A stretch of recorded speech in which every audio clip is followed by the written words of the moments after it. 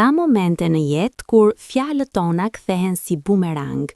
Ka momente kur arroganca jon na godet më fort se çdo gjë tjetër. Dhe ka momente kur ata që përqeshëm na mësojnë mësimet më të mëdha të jetës. Historia që do të dëgjoni sot është pikërisht një nga këto histori.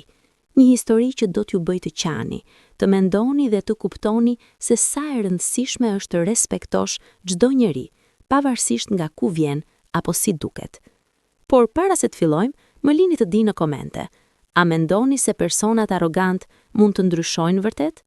A duhet u japim shansin një herë të dytë atyre që na kanë lënduar? Komentet tuaja janë shumë të rëndësishme për mua dhe dua të di çfarë mendoni ju. Tani, uluni rehat, harroni çdo shqetësim për disa minuta dhe lejoni që kjo histori t'ju prek thellë në zemër. Rinori ishte tip djali që mendonin se bota i takonte. Lindi në një familje të pasur, ku çdo gjë që dëshironte e merrte pa u munduar. Makina më të shtrenjta, rrobat më të markave, pushimet në vendet më egzotike, gjithçka ishte pjesë e jetës së tij normale. Por pasuria nuk e kishte bërë Rinorin një person të lumtur apo të mirë. Përkundrazi, e kishte bërë arrogant, të ftohtë dhe krejtësisht të paaft të kuptonte vuajtjet e të tjerëve. Prindrit e tij ishin shumë të zënë me punë dhe biznes, saqë nuk kishin kohë të merreshin me edukimin e tij emocional. I blenin gjithçka që kërkonte, duke menduar se kështu i shprehnin dashurinë. Por dashuria e vërtet nuk blihet me para. Rinori u rrit i vetmuar në mes të luksozeve, duke menduar se vlera e një personi matej me pasurinë që kishte në xhepa. Në shkollë, Rinori ishte ai djali që të gjithë e kishin frikë, jo sepse ishte i fortë fizikisht, por sepse kishte fuqinë e paras dhe lidhjeve. Nëse dikush nuk i pëlqente, thjesht duhet të fliste me prindrit dhe çështja zgjidhej pa diskutim. Ishte mësuar që të gjitha dyert të hapeshin para tij, dhe kjo e kishte krejtësisht të paaft të respektonte të tjerët. Gjithçka në jetën e Rinorit ishte e programuar për sukses të lehtë, por kishte një problem. Ai nuk e dinte vlerën e asgjëje. Nuk e dinte se çfarë do të thotë të punosh për diçka, nuk e dinte se çfarë do të thotë të luftosh për ëndrat e tua, dhe mbi të gjitha, nuk e dinte se çfarë do të thotë të respektosh dikë që ka më pak se ti. Ndërsa Rinori jetonte në luksin e qytetit, në një fshat të vogël malor, larg zhurmës dhe shkëlqimit të qytetit, jetonte Antigona. Historia e saj ishte krejtësisht e ndryshme. Antigona kishte humbur nënën kur ishte vetëm 8 vjeç. Një sëmundje e pashërueshme ja kishte rrëmbyer gruan e vetme që e kuptonte më së miri. Babai i saj, një burr i thjesht që punoni në ara, kishte bërë gjithçka që kishte mundur për të arritur vajzën e tij vetëm. Antigona rrinte në një shtëpi të vogël prej guri, me dritare të vjetra dhe një oxhak që ishte burimi i vetëm i ngrohtësisë në dimër. Nuk kishte kohë për luks apo argëtim. Çdo mëngjes zgjohej në agëm për të ndihmuar baban në ara, pastaj vraponte në shkollë. Një shkollë që ishte 2 orë këmbë larg shtëpisë së saj. Rrugën e kalonte lexuar libra, duke përsëritur mësimet në kokë, duke ëndëruar për një të ardhme më të mirë. Por ajo që e bënte Antigonën të veçantë ishte zgjuarësia e saj e jashtëzakonshme. Mësuesit habiteshin me aftësitë e saj për të kuptuar koncepte të ndërlikuara pa shumë shpjegim. Kishte një memorie fotografike dhe një kuriozitet që nuk shuhet kurrë. Pavarësisht vështirësive, Antigona ishte gjithmonë e para në klasë. Por kjo nuk ishte e lehtë. Asgjë nuk ishte e lehtë për të. Të gjithë në fshat e respektonin Antigonën për punën e saj të palodhur dhe qëndrimin e saj modest. Por kur dilte jashtë fshatit, në qytetin e afërt, ku shkonte për provime apo trajnime, ndjente si njerëzit e shikonin me një mëshirë të fshehtur. Disa herë dëgjonte fjalë të ashpra për veshjet e saj të thjeshta, për duart e saj të vrashta nga puna, për mënyrën e saj të thjeshtë të folurit. Por ajo nuk e linte këtë të pengonte. Përkundrazi, çdo koment negativ e bënte më të fortë. Antigona ëndëronte të bëhej doktore. Këtë ëndër e kishte kur nëna e saj kishte vdekur. Kujtohej se si nëna e saj kishte vuajtur pa marrë ndihmën e duhur mjekësore. Kujtohej se si në fshat nuk kishte asnjë doktor të mirë dhe njerëzit vdisnin nga sëmundje që mund të shëroheshin lehtësisht. Donte të ndryshonte këtë, donte të kthehej në fshat si doktore dhe të shpëtonte jetë. Por rruga drejt këtij ëndre ishte e mbushur me pengesa. Para së gjithash, shkollimi mjekësor ishte shumë i shtrenjtë. Familja e saj medi mbante veten dhe të mendoni për të paguar universitet ishte thuajse e pamundur. Por Antigona nuk u dorëzua. Vendosi që do të fitonte bursë, do të punonte ditë e natë për të marrë notat më të larta, do të bëhej kaq e mirë sa që universiteti nuk do të kishte zgjidhje tjetër përveç sa të pranonte falas. Dhe ashtu filloi udhëtimi i vërtet i saj, një udhëtim që do ta çonte nëpër rrugë shumë të vështira, por që në fund do ta bënte një nga njerëzit më të mëdhenj që fshati kishte njohur ndonjëherë. Ishte një ditë vere kur Rinori erdhi në fshatin e gjyshit të tij. Nuk e donte këtë udhëtim. Për të fshati ishte një vend i mërzitshëm, pa internet të mirë, pa argëtim, pa asgjë që e bënte jetën interesante. Por parendrit e tij kishin insistuar që të kalonte kohë me gjyshin e tij të moshuar, i cili nuk ishte mirë me shëndet. Rinori kishte bërë këtë vetëm nga se ishte detyruar. Pranuar vetëm sepse gjyshi kishte një shtëpi pushimi pranë liçenit, dhe të paktën mund të bënte foto për Instagram.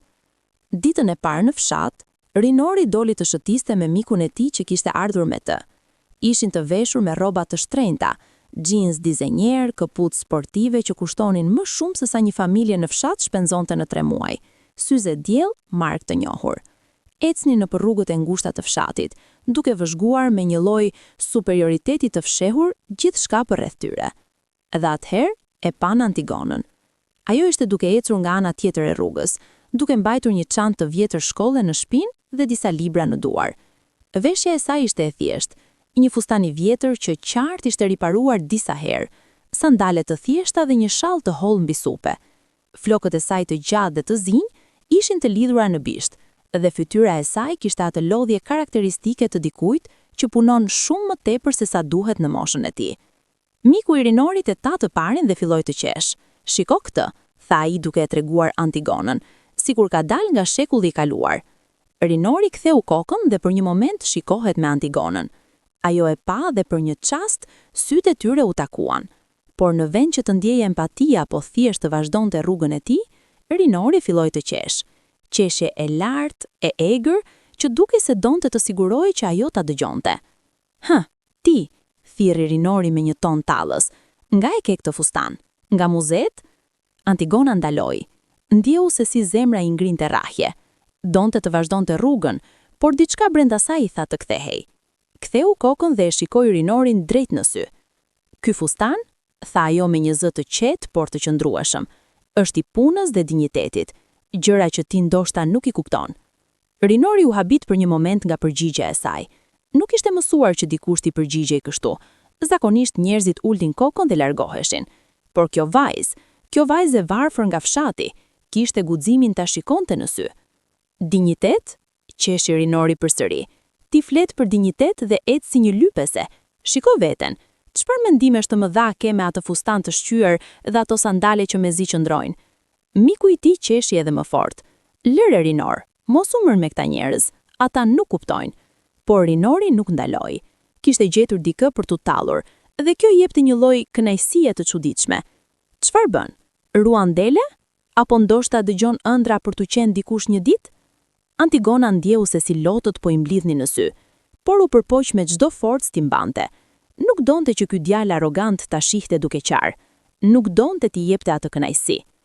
"Unë studioj", tha ajo thjesht, "dhe një ditë do të bëj diçka të madhe me jetën time. Sa për ty, parat nuk blejnë respekt apo edukim të vërtet." Me këto fjalë, ajo u kthye dhe filloi të largohej. Por Rinori nuk ishte mbaruar. Ku po shkon? Kemi ende kohë të qeshim", thirrja ai pas saj. "Të jesh e mençur në fshat nuk të bën të mençur në botën e vërtet. Bota e vërtet është për njerëz si unë, jo për ty." Antigona nuk u kthyre.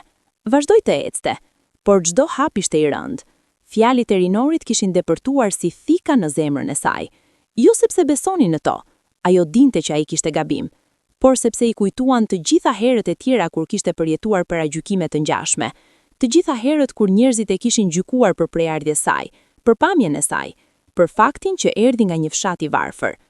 Kur arriti në shtëpi, Antigona mbylli derën pas vetes dhe më në fund la që lotët të rrjedhin.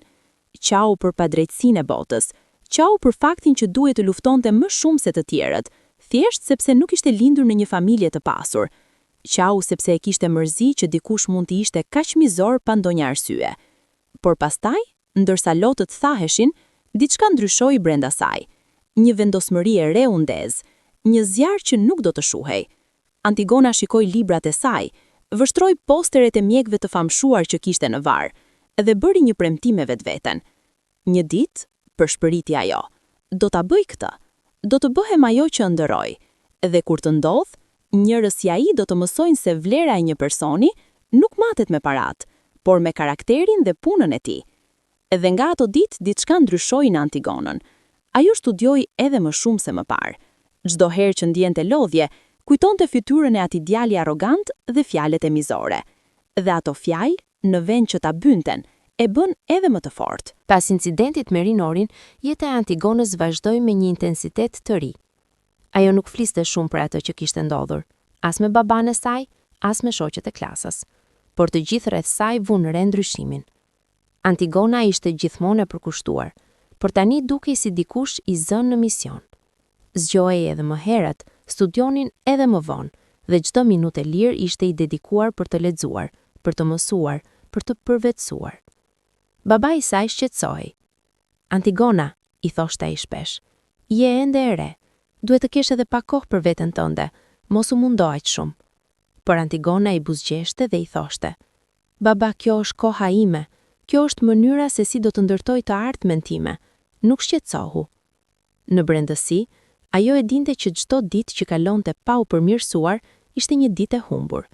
E dinte që rruga drejt bursës universitare ishte e vështirë dhe konkurenca ishte e ashpër. Ka qindra studentë të tjerë nga i gjithë vendi që donin të njëjtën gjë, një shans për të studiuar pa pagesë në universitet mjekësor. Por Antigona kishte diçka që shumë të tjerë nuk e kishin, një arsye të fortë dhe personale për të qenë më e mira. Ditët kalonin në një rutinë të pandalshme. Antigona zgjohej në 4 të mëngjesit. E para gjë që bënte ishte të ndihmonte baban me blegtori, ushqente kafshët, pastronte vjelën, merrte ujë nga pusi. Pastaj në 6, po të ishte dimër dhe akoma e rësirë, ndiste llampën e vajit dhe fillonte të studionte. Rrinte mbi librat deri në 8, kur duhej të nisej për në shkollë. Shkolla ishte 2 orë larg dhe Antigona e bënte këtë rrugë çdo ditë. Në dimër ecste në përbor, në pranverë në përbalt, në verë në diell të pakapërthyeshëm, por kur nuk ankohej. Në fakt, e përdorte këtë kohë për të menduar, për të përsëritur formula kimike në kokën e saj, për të memorizuar emrat e sëmundjeve dhe trajtime. Mësuesit në shkollë filluan ta vërenin jo vetëm për notat e saj të përsosura, por edhe për qëndrimin e saj. Antigona nuk ishte thjesht një nxënëse e mirë, ajo ishte e apasionuar. Bënte pyetje që shumica e nxënësve nuk do t'i mendonin. Lexonte libra që nuk ishin në kurrikul, dhe kur mësuesit nuk kishin përgjigje për pyetjet e saj, ajo i gjente vetë ato përgjigje. Një herë, mësuesja e biologjisë e pyeti: Antigona, pse të intereson aq shumë mjekësia? Shumica e vajzave në moshën tënde mendojnë për gjëra të tjera. Antigona e shikoi mësuesen dhe tha: sepse kam parë se si pamundësia për të pasur shërbim mjekësor të mirë mund të marrë jetë. Kam parë se si njerëzit vdesin nga sëmundje që mund të shërohen, dhe kam vendosur se dua të jem pjesë e zgjidhjes, jo e problemit. Mësuesja mbeti e habitur nga pjekuria e përgjigjes. Kjo vajzë, vetëm 17 vjeç, kishte një qëllim kaq të qartë dhe një vendosmëri kaq të fortë. Ishte e rrallë të shihej diçka e tillë. Por udhëtimi i Antigonës nuk ishte pa vështirësi. Kishte ditë kur ndjente se nuk mund të vazhdonte më. Kishte ditë kur problemet ekonomike në shtëpi e bënin të mendonte se ndoshta duhet të hiqte dorë nga ëndra dhe të gjente punë për të ndihmuar baban. Kishte ditë kur dëgjonte komentet e njerëzve nga qyteti që vinin në fshat dhe shikonin me një lloj mëshire që e lëndonte thellë. "S'po mundohet kjo?" dëgjoi një herë nga dikush. "Mendon se do të bëhet doktoresh duke jetuar në fshat?" Ëndra e kotë. Por çdo herë që dëgjonte diçka të tillë, Antigona e kujtonte ditën që Rinori e kishte përqeshur, dhe çdo herë vendosmëria e saj rritej. Një moment vendimarrës erdhi kur Antigona mori lajmin që kishte fituar konkursin rajonal të shkencave. Kjo do të thotë që nuk kishte vetëm notat më të larta në shkollën e saj, kishte notat më të larta në të gjithë rajonin. Lajmi u përhap shpejt në fshat, dhe njerëzit filluan ta shohin me një respekt të ri. Por ajo që ishte edhe më e rëndësishme, kjo fitore e afronte një hap më pranë bursës. Universiteti mjekësor jepte përparësi për studentët që kishin arritur suksese kombëtare ose rajonale. Antigona e dinte që kjo ishte shansi i saj i madh. Megjithatë, kishte ende provime të rënda përpara. Provimi i hyrjes në universitet ishte i njohur si një prej më të vështirëve. Vetëm 5% e aplikuesve pranoheshin, dhe nga ata, vetëm një përqindje e vogël merrte bursë të plotë. Antigona duhet të ishte jo vetëm e mirë, duhet të ishte e përsosur. E kështu, muajt e fundit para provimit u kthye në një betejë me vetveten. Antigona hiqte zgjumin, harronte të hante, humbi pesh nga stresi. Babai i saj shqetësohej dhe përpiqej ta bindte të pushonte, por ajo nuk dëgjonte. E dinte që kjo ishte shansi i saj i vetëm. Nëse dështonte, do të duhej të priste një vit tjetër, dhe çdo vit që kalonte pa shkuar në universitet, ishte një vit i humbur nga jeta e saj si doktoresh. Dita e provimit erdhi. Antigona u zgjua me një ndjesi të çuditshme përzierje frike dhe eksitimi. Vishte rrobat më të mira që kishte, ende të thjeshta për të pastruara me kujdes. Babai i saj e shoqëroi në stacionin e autobusit dhe para se ajo të hipte, e përqafoi fort. "Çfarë do që të ndodh? Unë jam krenari për ty. Ti je tashmë e suksesshme në sytë e mi." Antigona e përqafoi dhe nisi udhëtimin e gjatë drejt qytetit ku do të mbahej provimi. Salla e provimit ishte e mbushur me qindra student. Antigona shikoi rreth vetes, shumica e tyre kishin veshje të bukura, çanta moderne dhe dukeshin të relaksuar dhe të sigurt, ndërsa ajo rrinte në karrigen e saj me çantën e vjetër shkolle dhe duart e lëkundura, ndjeu për një moment një val paniku. "Çfarë po bëj këtu?" mendoi ajo. "Si mund të konkuroj me këta njerëz që kanë pasur çdo avantazh që unë nuk e kisha?" Por pastaj, kujtoi përsëri fytyrën e rinorit, kujtoi fjalët e tij, kujtoi se si e kishte përqeshur, dhe ajo val paniku u shndrua në vendosmëri. "Unë jam këtu", mendoi Antigona, "sepse kam punuar më shumë se shumica e këtyre njerëzve. Unë jam këtu sepse kam një arsye më të madhe se të tjerët, dhe do ta bëj këtë." Provimi zgjati 4 orë, ishte lodhës, i vështirë, dhe çdo pyetje kërkonte jo vetëm njohuri, por edhe mendje të kthjellët dhe aftësi për të zgjidhur probleme nën presion. Por Antigona nuk u dorëzua asnjë moment, lexoi çdo pyetje me kujdes, mendoi përgjigjet me hollësi dhe shkroi me besim. Kur doli nga salla, ndjeu një kombinim lodhje dhe lehtësimi. E kishte dhënë maksimumin, tani duhej të priste. Javët e pritjes ishin tortur. Çdo ditë Antigona kontrollonte postën, duke shpresuar për një zarf nga universiteti. Babai i saj përpiqej ta mbante të zënë me punë në ara, por ajo nuk mund të përqendrohej në asgjë tjetër. Dhe në fund, një ditë që dukej si çdo ditë tjetër, zarfi arriti. Duart e Antigonës dridheshin kaq shumë sa mezi mund ta hapte. Zemra i rrithta aq fort sa mendonte se do të shpërthente. Dhe pastaj lexoi: "I nderuar aplikant, kemi kënaqësinë të ju njoftojmë se jeni pranuar në Universitetin Mjekësor me bursë të plotë bazuar në rezultatet tuaja të jashtëzakonshme." Antigona nuk mund ta besonte. E lexoi përsëri dhe pastaj, për herë të parë në shumë kohë, lejoi veten të qaj, por këtë herë ishin lot gëzimi. Vrapoi te babai i saj që ishte në ara. Baba, e more, u pranua me bursë." Babai e përqafoi dhe ata qanë bashk, dy njerëz që kishin sakrifikuar kaq shumë dhe që tani shihnin se sakrifica kishte dhënë fryte. Por Antigona e dinte që kjo ishte vetëm fillimi. Tani fillonte pjesa më e vështirë, universiteti vet, dhe ajo ishte e gatshme. Dita e parë në universitet ishte si të hyje në një botë tjetër. Antigona, me çantën e saj të vjetër dhe 2 palë rroba të puthura me kujdes, hyri në kampusin e madh dhe ndjeu për një moment se sa e vogël ishte në këtë univers të ri. Student kudo, disa duke qeshur, disa duke folur në telefon, të tjerë duke ecur me siguri drejt auditoreve të mëdhenj. Të gjithë dukeshin se e dinin se ku po shkonin dhe çfarë po bënin. Antigona ndihej e humbur, por në vend që të linte kjo ta pushtonte, mori frym thellë dhe i tha vetes: "Ti e ke merituar të jesh këtu, ti e punuar për këtë, tani është koha të provosh zhvlen." Dhoma në konviktiku do t'jeton ishte e vogël, me 2 shtretër, një tavolinë dhe një dollap të ndarë. Shoqja e saj e dhomës, një vajzë nga qyteti që quhej Arta, erdhi disa orë më vonë, me valixhe të mëdha plot rroba dhe sende. Ajo e shikoi Antigonën dhe buzëqeshi me një lloj kurioziteti. "Përshëndetje, je ti Antigona? Kam dëgjuar për ty, ti je ajo që erdhi me bursë të plot dhe me rezultate të përsosura apo jo?" Antigona u kujtua që universiteti kishte publikuar listën e studentëve me performancë më të lartë dhe emri i saj ishte në krye. E bëri të ndjehej e vështirë, sepse nuk donte vëmendje, donte thjesht të studionte dhe të mësonte. "Po, jam unë," tha Antigona thjesht.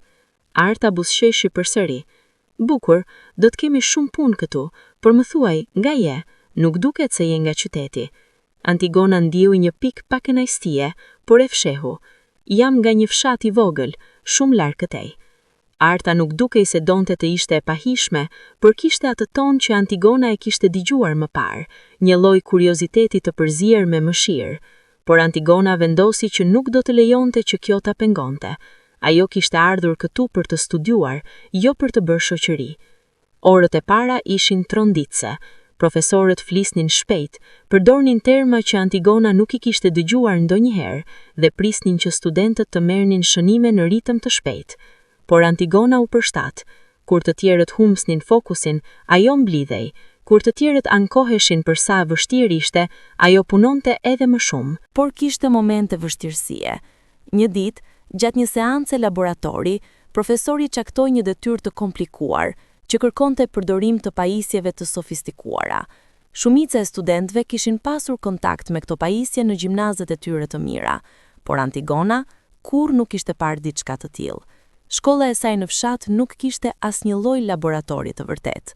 Ndërsa përpiqej të kuptonte se si funksiononte pajisja, një djalë pranë saj qeshi. "Çfarë ke? Kurrë nuk e parë një mikroskop elektronik?" Antigona u skuq. "Jo," tha ajo thjesht. "Shkolla ime nuk kishte."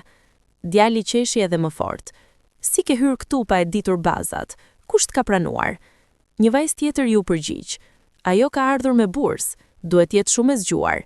Por toni i saj nuk ishte kompliment, ishte ironi. Antigona ndjeu një val hidhërimi, por nuk tha asgjë. Në vend kësaj, vendosi të mbetet pas klasës dhe të kërkonte ndihmë nga asistenti i profesorit. Atë mbrëmje, pasi të gjithë kishin shkuar, ajo mësoi të përdor pajisjen, hap pas hapi, derisa e kuptoi plotësisht. Dhe kjo u bë modeli i saj për gjithçka. Ku kishte mangësi, punonte dy fishin e të tjerëve për t'i mbushur. Ku të tjerët merrnin gjërat për të mirëqëna, ajo studionte derisa të kuptonte, jo vetëm si, por edhe pse. Me kalimin e muajve, rezultatet filluan të flasin vetë. Antigona jo vetëm që qëndroi në krye të klasës, ajo filloi të dalë si një nga studentët më të shkëlqyer që universiteti kishte parë. Profesorët e vunë re aftësinë e saj për të kuptuar koncepte të ndërlikuare dhe për të bërë pyetje që tregonin një nivel të thellë të menduarit kritik. Por jo të gjithë e prisnin me gëzim suksesin e saj. Kishte studentë që filluan të flisnin pas shpine. "Normale që merr nota të larta," thoshte dikush. "Ka vetëm atë, nuk ka jetë sociale, nuk del, nuk argëtohet. Çfarë tjetër do të bënte?" "Ndoshta ka marrëveshje me profesorët," sugjeroi dikush tjetër me insinuim. Antigona dëgjoi këto komente, por vendosi t'i injoroi. E dinte që xhelozia ishte pjesë normale e suksesit dhe që sa më shumë të arrinte, aq më shumë njerëz do të përpiqeshin ta tërhiqnin poshtë. Kishte një vajzë në klasë, Besarta, që dukej veçanërisht e acaruar nga suksesi i Antigonës. Besarta vinte nga një familje mjekësh. Babai i saj ishte kirurg i njohur, nëna e saj mjeke e përgjithshme. Ajo kishte pasur çdo avantazh: shkolla private, kushte të shkëlqyere, lidhje. Dhe megjithatë, Antigona, kjo vajzë nga fshati që nuk kishte asnjë avantazh, po e kalonte në çdo aspekt. Një ditë, gjatë një seminari, profesori pyeti një pyetje shumë të vështirë për patologjinë e një sëmundjeje të rrallë. Të gjithë heshtën, askush nuk e dinte përgjigjen. Dhe pastaj, Antigona ngriti dorën. "Kjo sëmundje," filloi ajo, "shkaktohet nga një mutacion në gjenin X, që çon në..." dhe dha një përgjigje të detajuar dhe korrekte, që madje surprizoi profesorin. "Ekselente, Antigona," tha vjat mirim. "Jo vetëm që e di përgjigjen, por shpjegimi yt tregon që ke lexuar edhe më shumë se sa kërkohej. Pas ore, Besarta ju afrua Antigonës me një shprehje të ftohtë. Duket se ti di shumë, tha me një ton që nuk ishte kompliment, por të dish shumë teori dhe të jesh mjek i mirë janë dy gjëra të ndryshme. Mjekësia nuk është vetëm për të memorizuar libra. Antigona e shikoi dhe ju përgjigj me qetësi. Ke të drejtë, mjekësia është për të kujdesur për njerëzit, dhe unë jam këtu saktësisht për këtë arsye. Besarta u irritua nga qetësia e saj. Kishte shpresuar që Antigona të reagonte, të mbrohej, të tregonte dobësi, por kjo vajzë nga fshati kishte diçka që Besarta nuk e kishte, një përullësi të vërtet, të përzirë me një vendosmëri të hekurt. Me kalimin e viteve, Antigona vazhdoi të shkëlqej, por ajo që e bënte vërtet të veçantë ishin jo vetëm notat, ishte mënyra se si i trajtonte pacientët gjatë praktikave klinike. Ndërsa shumica e studentëve i trajtonin pacientët si raste studimi, Antigona i trajtonte si njerëz. Një rast që mbeti në kujtesën e të gjithëve ndodhi gjatë vitit të tretë. Antigona ishte duke bërë praktik në pavionin e brendshëm, kur solli një grua të moshuar që askush nuk donte ta merrte përsipër. Ishte një paciente e vështirë, e pakëndshme, që ankohej vazhdimisht dhe që kishte një histori mjekësore të gjatë që kërkonte shumë kohë për të studiuar. Shumica e studentëve gjetën justifikime për të mos marrë rastin, por Antigona u vullnetua. Kaloi orë të tëra duke dëgjuar historinë e gruas, duke ekzaminuar me kujdes dhe duke lethuar të gjitha kartelat e vjetra. Dhe në fund, zbuloi diçka që mjekët e tjerë kishin humbur, një diagnostifikim të gabuar që kishte zgjatur për vite. Kur e paraqiti gjetjen e saj te profesori mbikëqyrës, ai mbeti i habitur. Si e kuptove këtë? Kemi pasur këtë paciente për 2 vjet dhe askush nuk e ka parë. Antigona u përgjigj thjesht. E dëgjova, vërtet e dëgjova kur më fliste për simptomat e saj. Ky incident e bëri të njohur Antigonën jo vetëm si studente e shkëlqyer, por si dikush që kishte atë që shumë mjek humbasin, empati të vërtet dhe vëmendje ndaj detajeve njerëzore. Por suksesi vinte me çmim. Antigona punonte 16-18 orë në ditë. Hante pak, flinte më pak. Shëndeti i saj filloi të vuante. Një ditë, gjatë një turni të gjatë në spital, ajo u rrëzua nga lodhja. Kolegët e saj e gjetën të pandjenja në dhomën e personelit. Kur u zgjua në krevatin e spitalit, Arta ishte pranë saj me shprehje shqetësimi. Antigona, nuk mund të vazhdosh kështu, po vret veten. Antigona u përpoq të buzëqesh. Ja mirë, thjesht nuk kam ngrënë si duhet. Jo, tha Arta me vendosmëri. Nuk je mirë, të gjithë e shohim. Punon më shumë se kushdo tjetër, nuk lejon veten të pushosh dhe po harxhon veten. Për herë të parë në shumë kohë, Antigona la që maska e saj e fortë të binte. Nuk kam zgjidhje tjetër, tha ajo me zë të lodhur. Nëse ndaloj, nëse ngadalsoj, do të humbas gjithçka kam ndërtuar. Njerëz si mua nuk kanë luksin e dështimit. Arta e kuptoi se Antigona nuk ishte thjesht ambicioze, ishte e ngarkuar me peshën e pritjeve, me frikën e dështimit, me përgjegjësinë ndaj fshatit që e kishte dërguar, ndaj babait që kishte sakrifikuar gjithçka. Ti nuk je vetëm, i tha Arta, ke miq këtu, ke njerëz që të respektojnë dhe nëse ke nevojë për ndihmë, duhet të kërkosh. Kjo bisedë e ndryshoi diçka në Antigonën. Filloi të kuptonte se forca nuk ishte vetëm të bëje gjithçka vetëm, ishte edhe të pranoje ndihmë kur ishte e nevojshme. Filloi të hante rregullisht, të flinte të paktën 6 orë dhe të lejonte veten të kishte momente pushimi. Dhe befas, rezultatet e saj u bën edhe më të mira. Trupi i pushuar dhe mendja e qetë punuan më mirë se trupi i lodhur dhe mendja e stresuar. Viti i 4 solli zgjedhjen e specializimit. Antigona e dinte që donte të bëhej kirurge. Ishte specializimi më i vështirë, më i kërkuar dhe më i gjatë, por ishte edhe ai që mund të shpëtonte më shumë jetë. Profesori i kirurgjisë, një burr i rrept që rrallë jepte komplimente, e thiri Antigonën një ditë në zyrë. Antigona, tha ai, kam parë shumë student gjatë karrierës sime, por ti ke diçka të veçantë, ke duart e një kirurgu, të qëndrueshme, precize, por më e rëndësishme, ke zemrën e një shëruesi. Dua që ti të aplikosh për programin ton të kirurgjisë. Antigona nuk mund ta besonte. Ky ishte profesori që e friksonte të gjithë, që rrallë jepte miratim dhe tani po i thoshte asaj që kishte aftësitë për të qenë kirurge. Faleminderit, profesor, tha ajo me lot në sy. Kjo do të thotë shumë për mua. Profesori buzëqeshi, një buzëqeshje të rrallë. Mos më falendero, Adende. Kirurgjia është e vështirë, por nëse punon ashtu siç ke punuar deri tani, nuk kam dyshim që do të jesh një nga më të mirat. Dhe kështu, Antigona filloi specialitetin e kirurgjisë. Ishin vite edhe më të vështira, turne 24 orëshe, operacione që zgjasnin orë të tëra, presioni jashtëzakonshëm dhe përgjegjësi për jetën e njerëzve.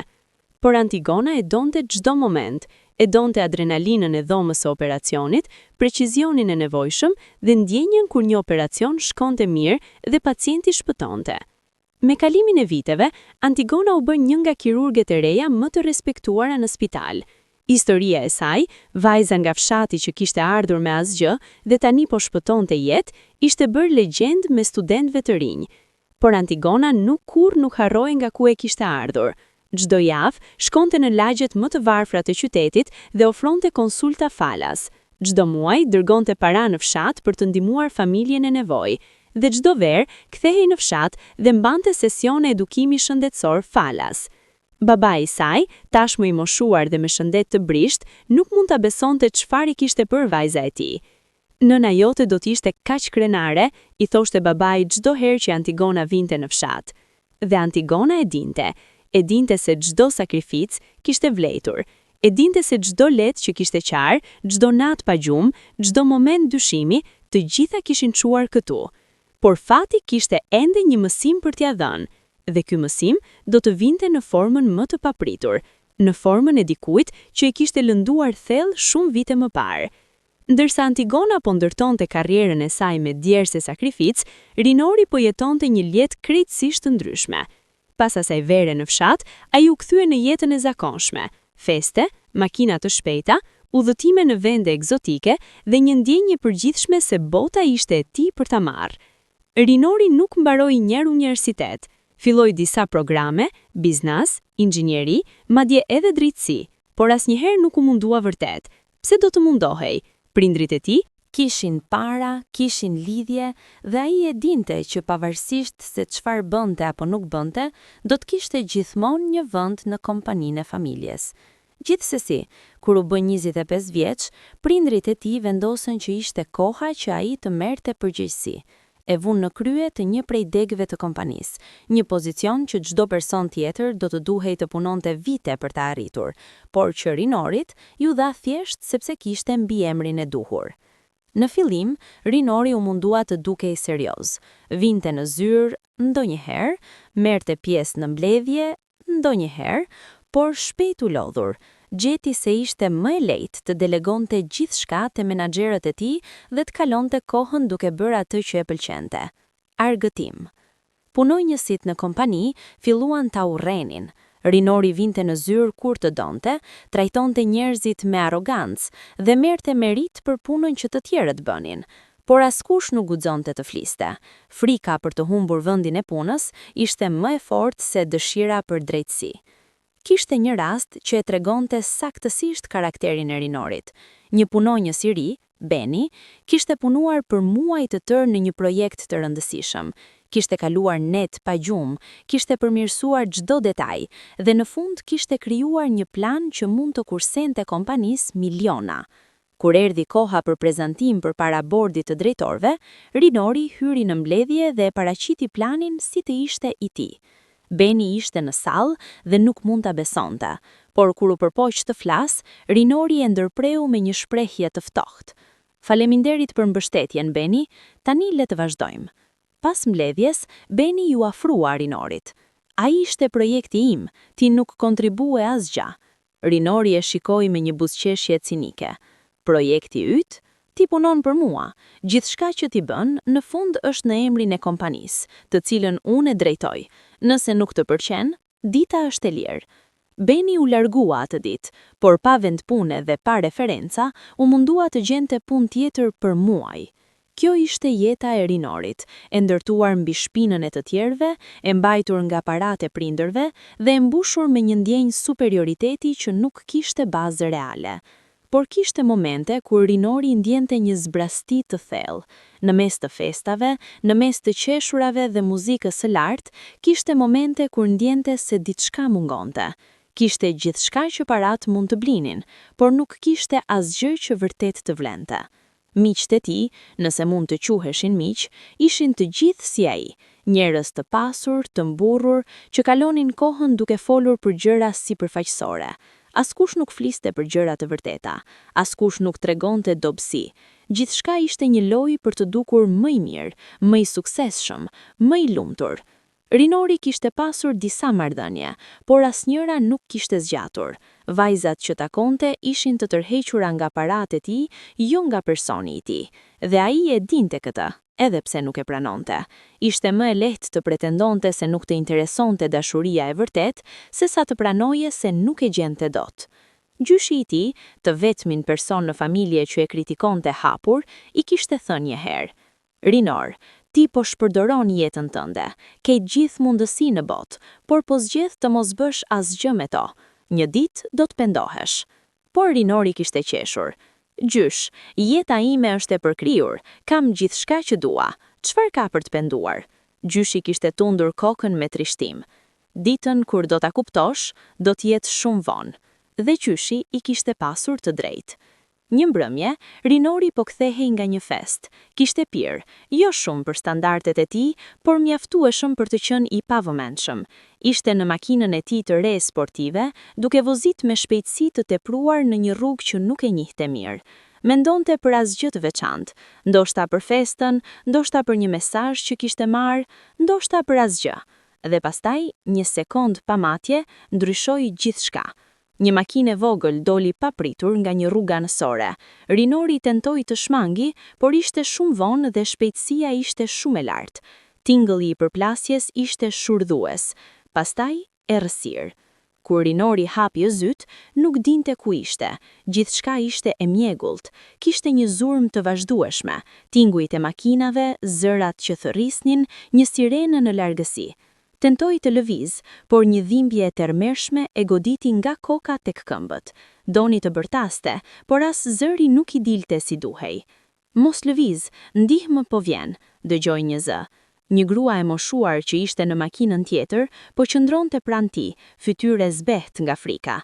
"Ke përplasur fort, djali im, por do t'jesh mirë, ambulanca po vjen." Rinori u përpoq të përqendrohet, por mendja nuk po punonte si duhet. Ndjeu një lagështi të ngrohtë duke rrjedhur nga koka. Gjak. Frika filloi të depërtonte në përmjegullën e vetdijes së tij. Ambulanca arriti pas disa minutave që u dukën si orë. Paramjekët e vunë në barën dhe filluan të bënin kontrollet e para. Një prej tyre, duke parë gjendjen, tha shpejt: "Trauma të mëdha në kokë dhe gjoks. Duhet ta çojmë një herë në spital. Telefononi përpara, kemi nevojë për ekip kirurgjie." Gjatë udhëtimit në spital, Rinori shkoi dhe erdhi nga vetdia. Në momentet kur ishte i vetdijshëm, dëgjonte paramjekët duke folur me term që nuk i kuptonte. Presioni po bie, pulsi i dobët, hemoragji e brendshme e mundshme. Në një moment qartësie, një mendim i tmerrshëm i shkoi në përmend. Po vdes? A është kjo si po përfundon gjithçka? Por pastaj humbte vetdijen përsëri. Në sallën e emergjencës së spitalit ku punonte Antigona, ka ishte një mbrëmje relativisht e qetë, deri në momentin kur erdhi thirrja për një aksident të rënd trafiku. Antigona ishte kirurgjia e turnit dhe ajo menjëherë u përgatit për emergjencë. Mashkull, 28 vjeç, trauma e rënd në kokë dhe gjoks, presioni ulët, në gjendje të pasqartë vetdijes, raportoi paramjeku duke e futur barelin në sallë. Antigona u afrua shpejt për të vlerësuar pacientin, dhe në atë moment, kur pa fytyrën e tij, edhe pse të gjakosur dhe të shformuar nga aksidenti, diçka brenda saj u ngri. Ajo e njihte atë fytyrë, edhe pas kaq vitesh, edhe përmes gjithë dhimbjes dhe gjakut, e njihte. Ishte Rinori. Djali që e kishte përqeshur, djali që e kishte tallë, djali që kishte qenë një nga arsyet më të mëdha sepse ajo kishte punuar aq fort për të provuar vlerën e saj. Për një sekond, Antigona mbeti e ngrirë, mire mendime kaluan në përkokën e saj. Kujtesa e atij përqeshjeje, fjalët e tij amizore, mënyra se si e kishte bërë të ndjehej e vogël dhe e pavlerë. Por pastaj, trajnimi i saj profesional hyri në veprim. Ajo nuk po shikonte Rinorin, po shikonte një pacient që kishte nevojë për ndihmë urgjente. Pavarësisht kush ishte, pavarësisht çfarë kishte, ishte një jetë njerëzore që varet nga ajo. Fillojeni i vën, kontrolloni CT-n dhe përgatisni dhomën e operacionit, urdhëroi Antigona me zë të qetë por autoritativ. Kemi hemoragji të brendshme, duhet të hyjmë menjëherë. Ekipi lëvizi me shpejtësi dhe precizion. Brenda minutash, Rinori u transferua në dhomën e operacionit. Ndërsa Antigona lante duart dhe vishte veshjet kirurgjikale, asistentet e saj e vunë re se diçka ishte ndryshe. Antigona kishte një shprehje të veçantë, jo nervoze por intensive. Një prej tyre e pyeti: "Doktoresh, je mirë?" Antigona mori frym thellë. "Jam mirë, le të shpëtojmë këtë jetë." Por në brendësi, zemra i rrihte fort. Jo ishte frika nga operacioni, kishte bërë qindra operacione të tilla, ishte diçka më e thellë. Ishte shansi i fatit që kjo person, ky djalë që dikur e kishte lënduar emocionalisht, tani po varej plotësisht prej saj. Rinori shtrihej i pavetëdijshëm në tavolinën e operacionit. Lampat e forta ndriçonin çdo detaj, monitore me ekrane tregonin shenjat vitale, zemra që rrihte dobët, presioni i gjakut në nivele kritike, oksigjeni në mëshim. Ekipi i Antigonës qëndronte i gatshëm, secili në pozicionin e tij, duke pritur udhëzimet e saj. Antigona e shikoi pacientin për një moment të fundit përpara se të fillonte. Edhe në ndritën e fortë, edhe me fytyrën e mbuluar nga maska e oksigjenit, ajo mund ta shihte atë djalin arrogant që dikur e kishte tall, por tani nuk ishte më ai. Ishte vetëm një person i cënueshëm, i pafuqishëm që luftonte për jetën e tij. "Le të fillojmë," tha Antigona. Bisturi i parë incizoi lëkurën me precizion. Gjaku filloi të rrjedh, por ekipi ishte i gatshëm, thithsat punuan, kompresat absorbuan dhe Antigona po hapte rrugën drejt burimit të problemit. "Hemoragjia është këtu," tha ajo, duke treguar një zonë në kavitetin abdominal ku një enë e madhe gjakosur është e dëmtuar. "Duhet ta ndalojmë menjëherë, ose do ta humbim." Duart e saj lëviznin me një siguri që vinte nga vite eksperiencë dhe trajnimi pa lodhur. Çdo lëvizje ishte e llogaritur, çdo vendim i shpejt por i sakt, nuk kishte vend për gabim. Minut pas minute, Antigona punonte, djersa filloi të grumbullohej në balli me saj dhe një asistente e fshinte me një gaz të sterilizuar. Monitore binin dhe alarmonin, dhe zemra e Rinorit po ndalonte. Presioni po bie kritikisht, thirrri anestezisti, 60/40 dhe në ronje. "Jepni epinefrin dhe rrisni lëngjet," urdhëroi Antigona pa hequr syt nga fusha kirurgjikale. "Duhet të mbyll këtë enë tani." Duart e saj punonin ende më shpejt. Një qepje, pastaj një tjetër. Çdo lëvizje duhej të ishte e përsosur. Një gabim i vetëm dhe Rinori do të vdiste më këtë tavolinë. Dhe pastaj, pas asaj që u duk një përjetësi, por në realitet ishin vetëm minuta, Antigona e siguroi enën. Hemoragjia u ndal. Presioni po stabilizohet, raportoi anestezisti me një lehtësim të dukshëm në zë. 70/50, 80/55, po rritet. Por Antigona nuk relaksohej ende. "Kontrolloni për dëmtime të tjera, një aksident kaq i rënd mund të ketë shkaktuar probleme të shumta." Ekipi vazhdoi me kontrollet sistematike. Gjetën një frakturë në brinjë që kishte depërtuar afër mushkërisë, por për fat nuk e kishte shpuar. Antigona e trajtoi me kujdes, duke siguruar që kockat të qëndronin në vend dhe mushkëria të mos dëmtohej më tej. Orët kalonin. Ishte një prej operacioneve më të gjata dhe më të ndërlikuara që Antigona kishte bërë, por në asnjë moment nuk la që lodhja apo emocionet personale ta ndanin nga qëllimi, të shpëtoi këtë jetë. Në fund, pas 4 orësh intensive në dhomën e operacionit, Antigona bëri qepjen e fundit dhe u tërhoq një hap mbrapa. "E përfunduam," tha ajo. "Transferojeni në terapi intensive, duhet të monitorohet ngushtë për 48 orët e ardhshme." Ekipi lëshoi një frym kolektive lehtësimi, kishin bërë gjithçka që mund të bënin. Tani mbetej vetëm të prisnin dhe të shihnin nëse trupi e Rinorit do të luftonte mjaftueshëm për të mbijetuar. Kur Antigona doli nga dhoma e operacionit dhe hoqi maskën kirurgjikale, ndjeu peshën e asaj që kishte bërë. Jo vetëm operacionin, por faktin se kishte shpëtuar jetën e dikujt që dikur e kishte lënduar thellë. Një prej kolegëve të saj, një kirurg më i vjetër që e njihte Antigonën, ju afrua. "Operacioni shkëlqyer, Antigona, pacienti kishte fat që ti e në tur sonte." Antigona ul në një stol, pa pritmas e lodhur. "Ishte vetëm puna ime," asgjë më shumë. Por brenda dinte që ishte më shumë se kaq. Ishte një moment që kishte ridefinuar gjithçka. Ajo, vajza që dikur ishte përqesh për varfërinë dhe prejardhjen e saj, sapo kishte mbajtur në duart e saj jetën e dikujt që e kishte përqeshur. 2 ditë kaluan para se Rinori të fillonte të kthehej nga vetdia. Ishin momente të shkurtra në fillim, hapte zyt për disa sekonda, pastaj I mbyllte përsëri. Gjithçka ishte e mjegullt, e konfuze, nuk dinte ku ishte apo çfarë kishte ndodhur, por gradualisht copëzat të memorjes filluan të ktheheshin. Kujtoi festën, kujtoi të qenit në makinë, kujtoi një shkëlqim dritash, një tingull të tmerrshëm dhe pastaj asgjë. Ditën e tretë, Rinori u zgjua plotësisht. Dhimbja e vazhdueshme pulsonte nëpër trupin e tij, por ishte I vetëdijshëm. Shikoi rreth vetes, dhoma e spitalit, pajisje mjekësore kuto, drita e butë e mëngjesit duke depërtuar nëpër perde. Një infermiere hyri dhe buzëqeshi kur e pa të zgjuar. Mirë se u kthevet, si ndiheni? Rinori u përpoq të flas, por gyrka ishte e thatë. Infermierja I dha ujë të vogël me pipet. Ku jam? Pyeti Rinori me zë të vogël. Në spitalin universitar, keni pasur një aksident shumë të rënd, por jeni me fat. Mjekja juaj është një prej kirurgëve më të mirë që kemi. Mjekja? Rinori u përpoq të përqendrohet. Kush? Doktoresh Antigona. Ajo ju operoi dhe ju shpëtoi jetën. Emri I goditi si një rufe. Antigona. Nuk mund të ishte e njëjta. Apo po?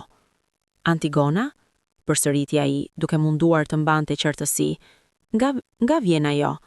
Infermierja buzëqeshi. Nuk e di saktësisht, por e di që është një prej kirurgëve më të mirë që kemi.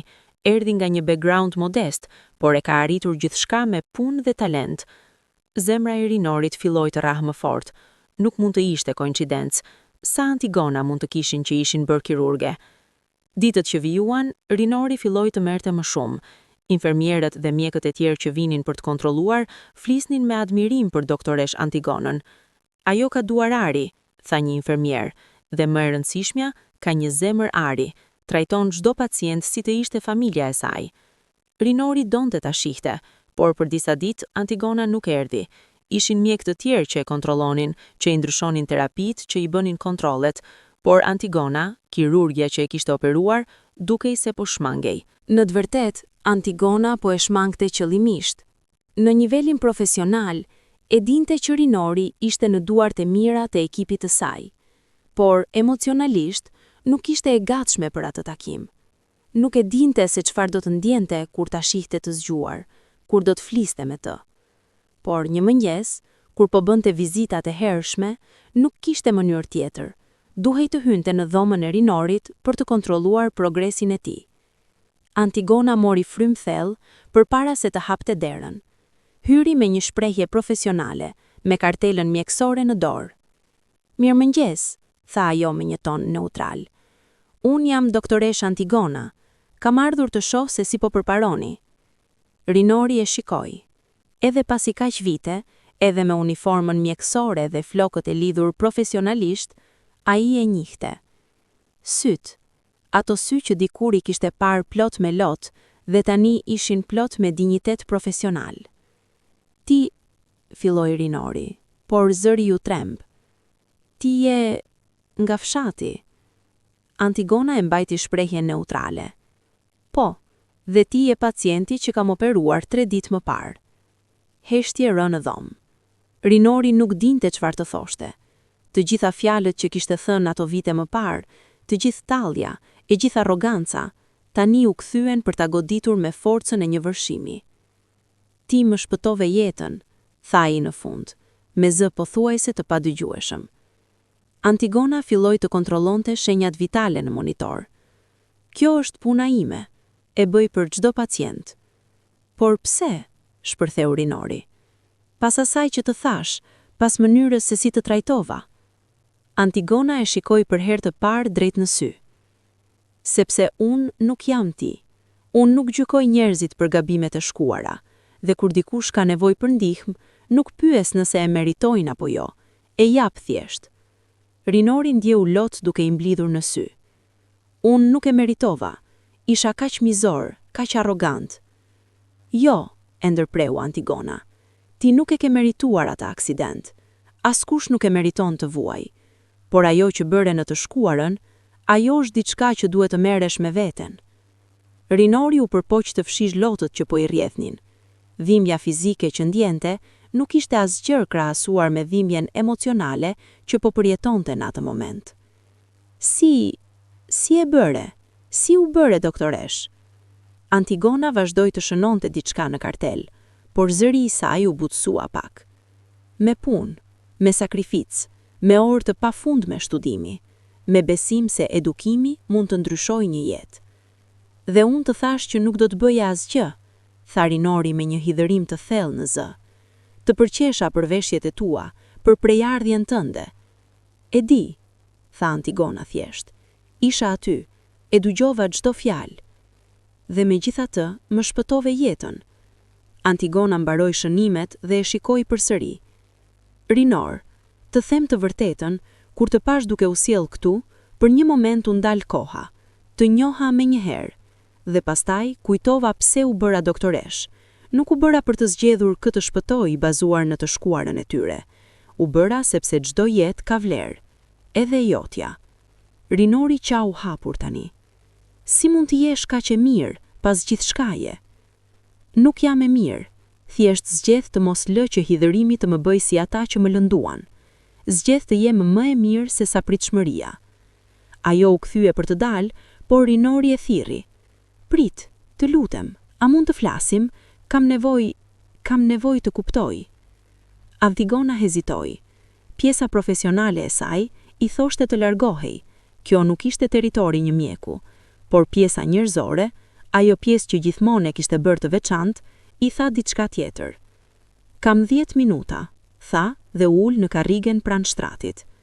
Rinori mori frymë thellë, duke luftuar me dhimbjen fizike dhe atë emocionale. Dua të kuptoj, si e bëre? Si u bëre, doktoresh? Antigona vazhdoi të shënonte diçka në kartel, por zëri i saj u butësua pak. Me punë, me sakrificë, me orë të pafundme studimi, me besim se edukimi mund të ndryshojë një jetë. Dhe unë të thash që nuk do të bëja asgjë, tha Rinori me një hidhërim të thellë në zë. Të përqesha për veshjet e tua, për prejardhjen tënde. Unë kur nuk isha diçka për të provuar, tha Rinori me zë të ulët. Gjithçka më është dënë, dhe kur nuk e vlerësova. Mund ta fillosh tani, tha Antigona. Nuk është shumë vonë. Por si mund ta bëj më mirë? Antigona e shikoi me një shprehje që ishte e përzier. Kishte gjurmë të dhimbjes së vjetër, por edhe diçka më të butë, më njerëzore. Duke filluar me të kuptuar se çdo njeri ka një histori, çdo person që shen në rrugë, çdo punëtor në kompaninë tënde, çdo njeri që mendon se është më poshtë teje, secili ka luftra që ti nuk i sheh. Dhe duke trajtuar të gjithë me respekt, pavarësisht nga pasuria apo statusi tyre. Por dëmtimin që kam bërë, si mund ta rregulloj? Nuk mund ta kthesh të shkuarën, tha Antigona, por mund ta ndryshosh të ardhmen, mund të jesh më i mirë nga ky moment, mund t'i trajtosh njerëzit me mirësi, mund të përdorësh avantazhet që ke për të ndihmuar të tjerët, jo për t'i shtypur. Rinori e shikoi me admirim të thellë. Ti je personi më i fortë që kam njohur ndonjëherë. Antigona u ngrit për të dalë. Forca nuk është të kesh gjithçka të lehtë. Forca është të vazhdosh edhe kur gjithçka është e vështirë. Dhe tani, ti duhet të pushosh. Trupi yt ka nevojë për kohë për t'u shëruar. A do të vish përsëri? Pyeti Rinori. Do të vi çdo ditë për të kontrolluar progresin tënd, tha Antigona profesionalisht. Jam mjekja jote. Jo, tha Rinori. Do të vish si dikush që mund të më ndihmoj të kuptoj si të bëhem person më i mirë? Antigona ndaloi te dera. Kjo varet nga ti, Rinor. Unë mund të shëroj trupin tënd, por shpirtin e ti, atë duhet ta shërosh vetë. Javët që pasuan ishin ndryshim për Rinorin. Fizikisht, ai po përmirësohej gradualisht. Dhimbjet po zbeheshin, forcat po ktheheshin, dhe mjekët ishin optimist për shërimin e plot. Por ndryshimi më i madh po ndodhte brenda tij. Çdo ditë Antigona vinte për të kontrolluar. Vizitat ishin profesionale. Kontrollonte shenjat vitale, bënte pyetje për simptomat, sigurohej që shërimi po shkonte siç duhet. Por ndonjëherë, pas kontrollit, nëse kishte kohë, rrinte për disa minuta dhe flisnin. Rinori dëgjonte me një vëmendje që nuk kishte treguar kurrë më parë në jetën e tij. Antigona i tregonte për vitet në universitet, për sfidat, për momentet kur kishte menduar se nuk do të arrinte. I tregonte për pacientë që kishte shpëtuar, por edhe për ata që nuk kishte mundur t'i shpëtonte, dhe se si çdo humbje e kishte mësuar diçka. Një nga mësimet më të mëdha që kam mësuar është se nuk mund t'i shpëtosh të gjithë, por kjo nuk do të thotë që nuk duhet të provosh. Çdo jetë që shpëton është një botë e tërë që vazhdon. Rinori filloi të shikonte botën ndryshe. Vështronte infermieret që vinin dhe shkonin, disa të lodhur nga turne të gjata, disa duke u buzëqeshur megjithatë. Dëgjante pastruesit e mbrëmjes që flisnin për familjet e tyre ndërsa pastronin. Shihte vizitorë të tjerë që vinin për të parë të afërmit e tyre të sëmurë, disa duke qarë, disa duke u përpjekur të ishin të fortë. Për herë të parë në jetën e Rinorit, po shihte njerëzit si individ me historitë e tyre, jo si figura të paqëndrueshme në sfondin e jetës së tij. Një ditë hyri një grua e moshuar për të pastruar dhomën. Ajo ishte e vogël, me shpinë të përkulur nga vitet e punës së rënd, dhe duart e saj ishin të vrashta dhe plot thembra. Filloi të pastronte pa e pritur Rinorin, si dikush që ishte mësuar të ishte i padukshëm. "Mirëdita", tha Rinori. Gruaja u habit, qartë nuk ishte mësuar që pacientët ta përshëndesnin. "Mirëdita", u përgjegj me një zë të ulët. "Si quheni?" pyeti Rinori. "Pranvera", tha gruaja, ende e befasuar nga interesi. "Pranvera, a mund t'ju pyes, prej sa kohe punoni këtu?" Gruaja ndaloi për një moment. 20 vjet. Kam filluar kur ky spital sapo kishte hapur. 20 vjet, përsëriti Rinori. Kjo është shumë. Familja juaj duhet jetë krenar. Për herë të parë, gruaja e vjetër buzëqeshi, një buzëqeshje që ndriçoi të gjithë fytyrën e saj. Kam 3 nipër që studiojnë në universitet, 2 prej tyre me bursë. Jam e lumtur që mund të ndihmoj. Pas se gruaja doli, Rinori mbeti duke menduar. Kjo grua, që ai ndoshta as nuk do ta kishte vënë re në të shkuarën, kishte punuar për 20 vjet për të mbajtur këtë spital të pastër, për të ndihmuar niprit e saj të studionin. Kishte një dinjitet dhe një qëllim që ai, me të gjithë paratë e tij, kurrë nuk kishte pasur. Kur Antigona erdhi atë mbrëmje, Rinori i tregoi për bisedën. "E di çfarë më bëri të kuptoj?" tha ai. "Që kjo grua, që ka kaq pak materiale, ka më shumë qëllim se sa unë kam pasur ndonjëherë. Ajo po ndihmon niprit e saj të kenë një jetë më të mirë. Dhe unë kam vetëm shpenzuar paratë që nuk i kam fituar duke bërë asgjë." Antigona dëgjonte me kujdes. "Dhe çfarë mendon të bësh me këtë realizim?" "Nuk e di", pranoi Rinori, "por e di që nuk mund të vazhdoj si më parë. Nuk mund të kthehem në atë version të vetes sime." "Ndryshimi i vërtet", tha Antigona, "nuk vjen nga një vendim i madh i vetëm. Vjen nga vendime të vogla, çdo ditë, të jesh pak më i mirë se dje."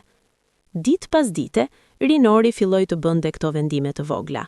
Falenderonte çdo infermiere që i jepte ilaçe, fliste me pastruesit dhe mjekët e rinj, dëgjonte historitë e pacientëve të tjerë në korridoret e spitalit, dhe me çdo bisedë po zbulonte një botë që kishte ekzistuar gjithmonë rreth tij, por që ai kurrë nuk e kishte parë. Prindrit e tij erdhën ta vizitonin disa herë. Nëna e tij qau kur e pa, nga lehtësimi që ishte gjallë, por edhe nga faji që ndoshta kishte dështuar si prindër. "Ne të dham gjithçka", tha ajo, "por ndoshta nuk të dham atë që kishe nevojë më shumë, udhëzim." Rinori e përqafoi nënën. "Nuk është faji juaj. Unë zgjodha të mos e vlerësoj atë që kisha, por po mësoj, po ndryshoj." Babai i tij, një burr i rrept biznesi që rrallë tregonte emocion, e shikoi me një shprehje të re.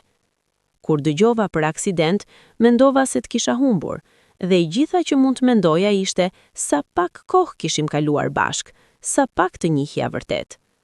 Rinori e kuptoi që edhe prindrit e tij kishin vuajtur, në mënyrën e tyre, të humbur në botën e parave dhe punës, pa kurrë marrë kohë për të ndërtuar marrëdhënie të vërteta.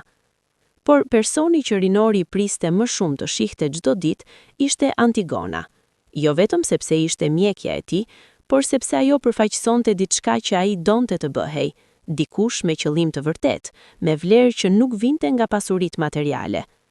Një mbrëmje, kur Antigona erdhi për vizitën e fundit të ditës, Rinori e pyeti: "Si e bën? Si qëndron kaq e fortë, kaq e përkushtuar çdo ditë. Antigona u ul për një moment, duket e lodhur por e qetë. Do të them një sekret, tha ajo. Unë nuk jam gjithmonë e fortë.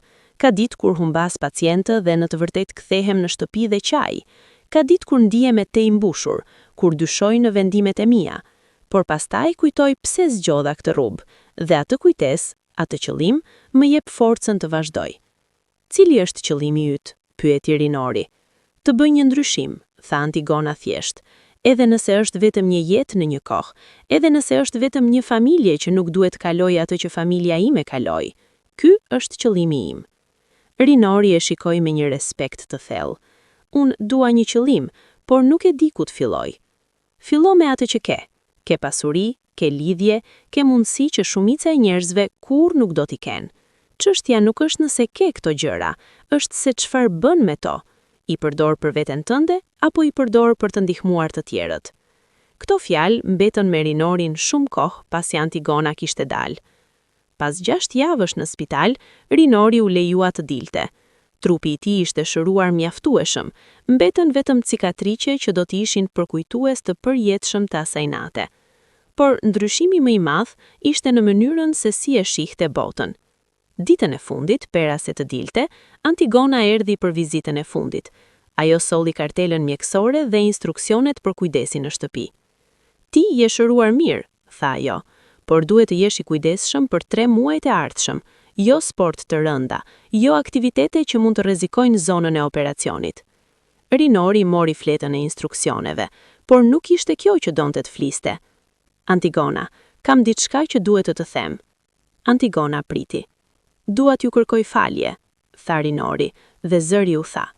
Jo vetëm për atë ditë në fshat, por për çdo moment kur kam trajtuar dikë si më pak se unë, për çdo herë që kam qenë arrogant, mizërist apo i pa interesuar për vuajtjet e të tjerëve. Ti nuk më borxhon falje, për të thënë të sinqert, do të kisha kuptuar sikur të më kishe lënë të vdisja atë natë, por ti nuk e bëre, dhe kjo më mësoi më shumë se çdo mësim tjetër në jetën time. Antigona dëgjoi në heshtje. Rinor, falja nuk është diçka që japet thjesht sepse dikush e kërkon, është diçka që fitohet. Por po, të fal, jo sepse e meriton ende plotësisht, por sepse shoh që po mundohesh vërtet të ndryshosh. Dhe kjo është e gjitha që mund të kërkojmë nga njëri tjetri, të mundohemi. Rinori ndjeu një peshë të heqet nga shpatullat. Çfarë mund të bëj për ty? Si mund ta kompensoj? Mos e bëj për mua, tha Antigona. Bëje për veten tënde. Bëhu personi që di se mund të jesh. Përdor avantazhet që ke për mirë. Kjo është mënyra e vetme e vërtet për të kompensuar. Kur Rinori doli nga spitali atë ditë, bota dukej ndryshe. Ngjyrat ishin më të ndritshme, ajri më i pastër, edhe çdo person që shihte kishte një histori që ai donte ta dinte. Ishte si të shikoje botën me sy të rinj. Makina e familjes priste, një shofer që Rinori e njihte prej vitesh, por me të cilin kur nuk ishte folur vërtet. Mirë se u ktheve, zoti Rinor, tha shoferi. Faleminderit, tha Rinori, dhe pastaj shtoi. Si quhen? Shoferi u habit nga pyetja. Arben, zotri. Arben, faleminderit që më prisni. Edhe të lutem, thjesht thirr më Rinor. Zotri tingëllon shumë formal. Gjatë udhës në shtëpi, Rinori e pyeti Arbenin për jetën e tij, për familjen, për ëndrat. Mësoi që Arbeni kishte 2 fëmijë në shkollë, që gruaja e tij punonte si parukiere, edhe që kishte ëndruar dikur të hapte biznesin e tij të vogël, por kur nuk kishte pas mjaftueshëm kapital. Kur arritën në shtëpi, tha: Arben, dua të ndihmoj. Nëse je serioz për biznesin tënd, harto një plan dhe unë do të shikoj nëse mund të investoj ose të ndihmoj. Arbeni ishte pa fjalë. Zot, Rinor, nuk e di çfarë të them. Thuaj vetëm po, tha Rinori me një buzëqeshje. Ditët që pasuan, Rinori filloi të shohte kompaninë e familjes me sy të rinj. U ul me menaxherët dhe filloi të bëj pyetje, jo për fitimet, por për punëtorët. Si i trajtojmë njerëzit tan? A kanë kushte të mira pune? A paguhen drejt? Menaxherët u befasuan nga pyetjet. Zoti Rinor, gjërat kanë qenë gjithmonë kështu. Atëherë ndoshta është koha për të ndryshuar, ndërpreu Rinori. Dua një raport për kushtet e punës, pagat dhe përfitimet. Dhe dua të takohem me përfaqësues të punonjësve, dua të dëgjoj direkt prej tyre. Lajmi u përhap shpejt nëpër kompani. Djali I pronarit, që dikur nuk I interesonte fare për punëtorët, tani po kërkonte të dëgjonte shqetësimet e tyre. Disa ishin skeptik, menduan se ishte vetëm një lojë, por të tjerët shpresuan se ndoshta diçka po ndryshonte. Takimi me përfaqësuesit e punonjësve ishte zbulesë. Rinori dëgjoi për kushte të vështira pune, për paga që nuk kishin ndryshuar për vite, për mungesën e sigurimeve shëndetësore të duhura. Dëgjoi histori për familje që vështirë mbanin veten, për fëmijë që nuk mund të vazhdonin shkollën sepse duhet të fillonin të punonin. Çdo histori e godiste personalisht. Këta nuk ishin vetëm numra në një flet, ishin njerëz me ëndra, me familje, me dinitet që meritonte respekt. Dua të bëjmë ndryshime, tha Rinori.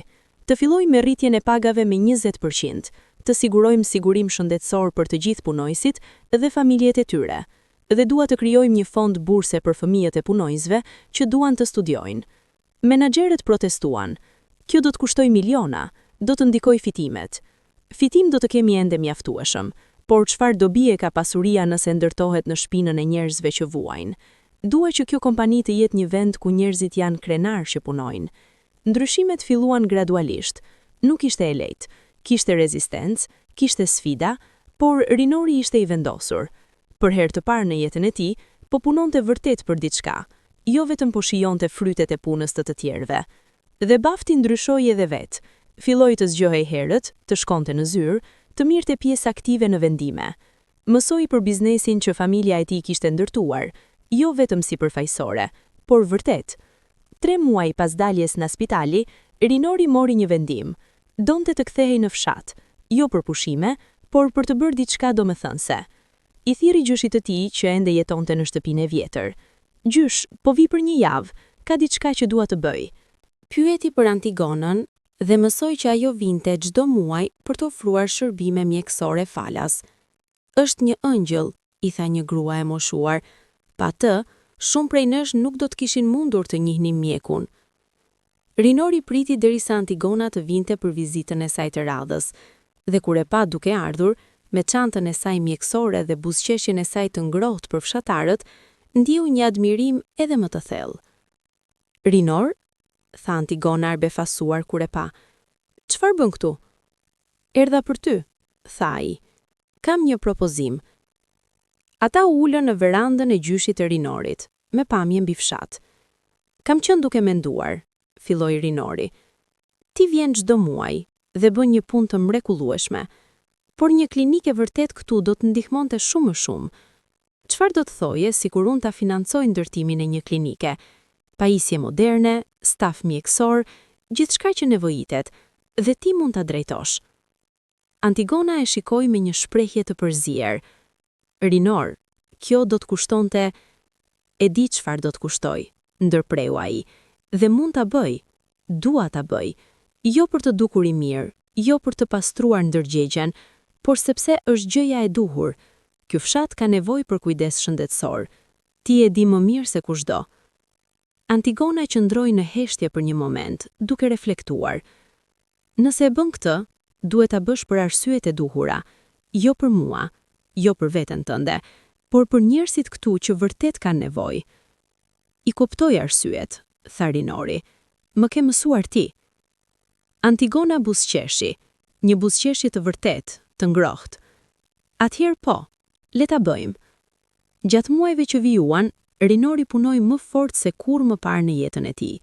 Koordinoi ndërtimin e klinikës, siguroi pajisjet më të mira, rekrutoi staf mjekësor, dhe kësaj here, kur vinte në fshat për të mbikëqyrur punën, nuk erdhi me arrogancë, erdhi me përulësi.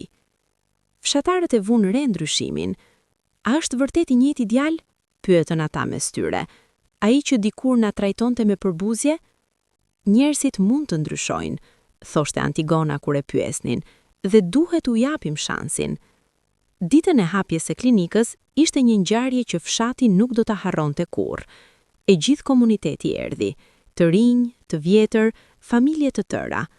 Ndërtesa e re shkëlqente në ndjellin e mëngjesit, moderne dhe e pajisur me gjithçka që një klinike vogël kishte nevojë.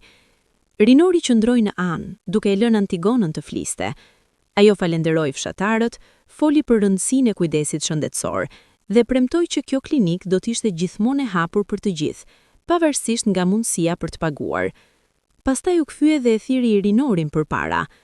Por ka dikë tjetër që duhet të falenderojmë.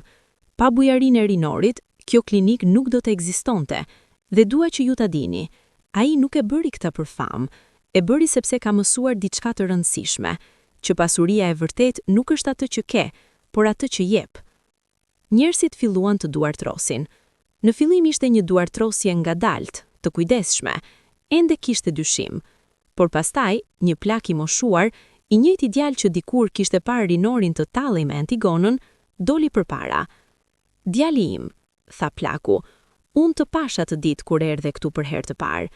Pash se si e trajtove vajzën tonë, dhe të them të vërtetën nuk mendova se do të shihja më në këtë fshat. Por tani je këtu, jo si vizitor arrogant, por si dikush që ka mësuar. Faleminderit për këtë dhuratë, dhe më e rëndësishmja, faleminderit për ndryshimin tënd si person. Rinori ndjeu lotët duke ju ardhur. Ishte hera e parë që dikush nga ky fshat, vendi ku kishte bërë një nga gabimet më të mëdha të jetës së tij, po e falenderonte me zemër, jo për parat, por për ndryshimin e tij si person. Atë mbrëmje, pasi të gjithë kishin shkuar, Rinori dhe Antigona qëndruan në verandën e klinikës së re, duke shikuar diellin që po perëndonte mbi male. E di se pse erdha vërtet këtu? Tha Rinori. Pse? Pyeti Antigona. Sepse doja të tregoja se kam ndryshuar, jo me fjalë, por me vepra.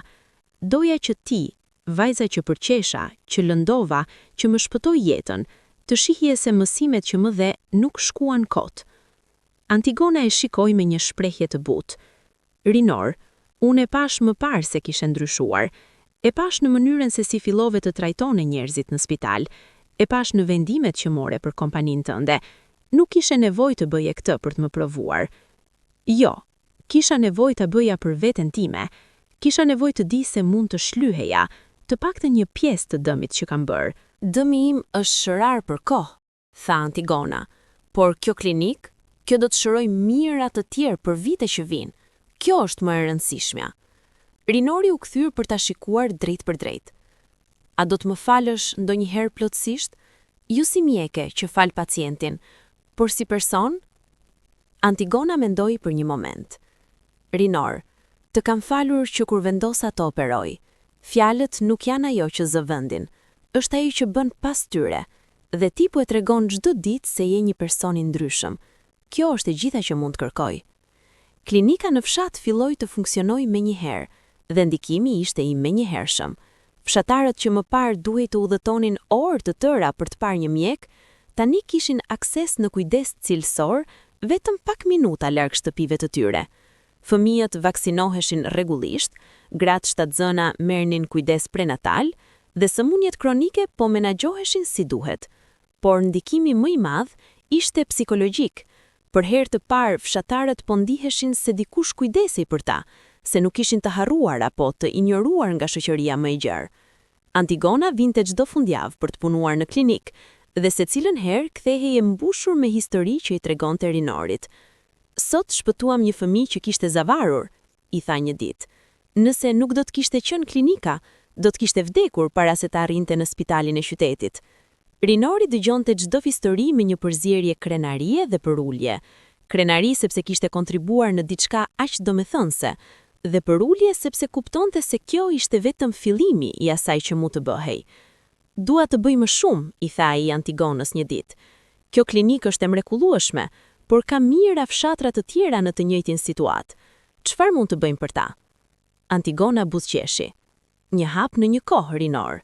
Nuk mund t'i shpëtosh të gjithë me një herë, por mund të fillosh një zinxhir. Një klinik frymëzon një tjetër, një ndryshim çon te një tjetër, dhe kështu filloi një lëvizje. Rinori krijoi një fondacion që dedikohej për ndërtimin e klinikave në zona rurale. Rekrutoi mjek të rinj, disa nga ta student që Antigona kishte mentoruar, dhe u ofroi paga konkurruese dhe mbështetje për të punuar në këto zona.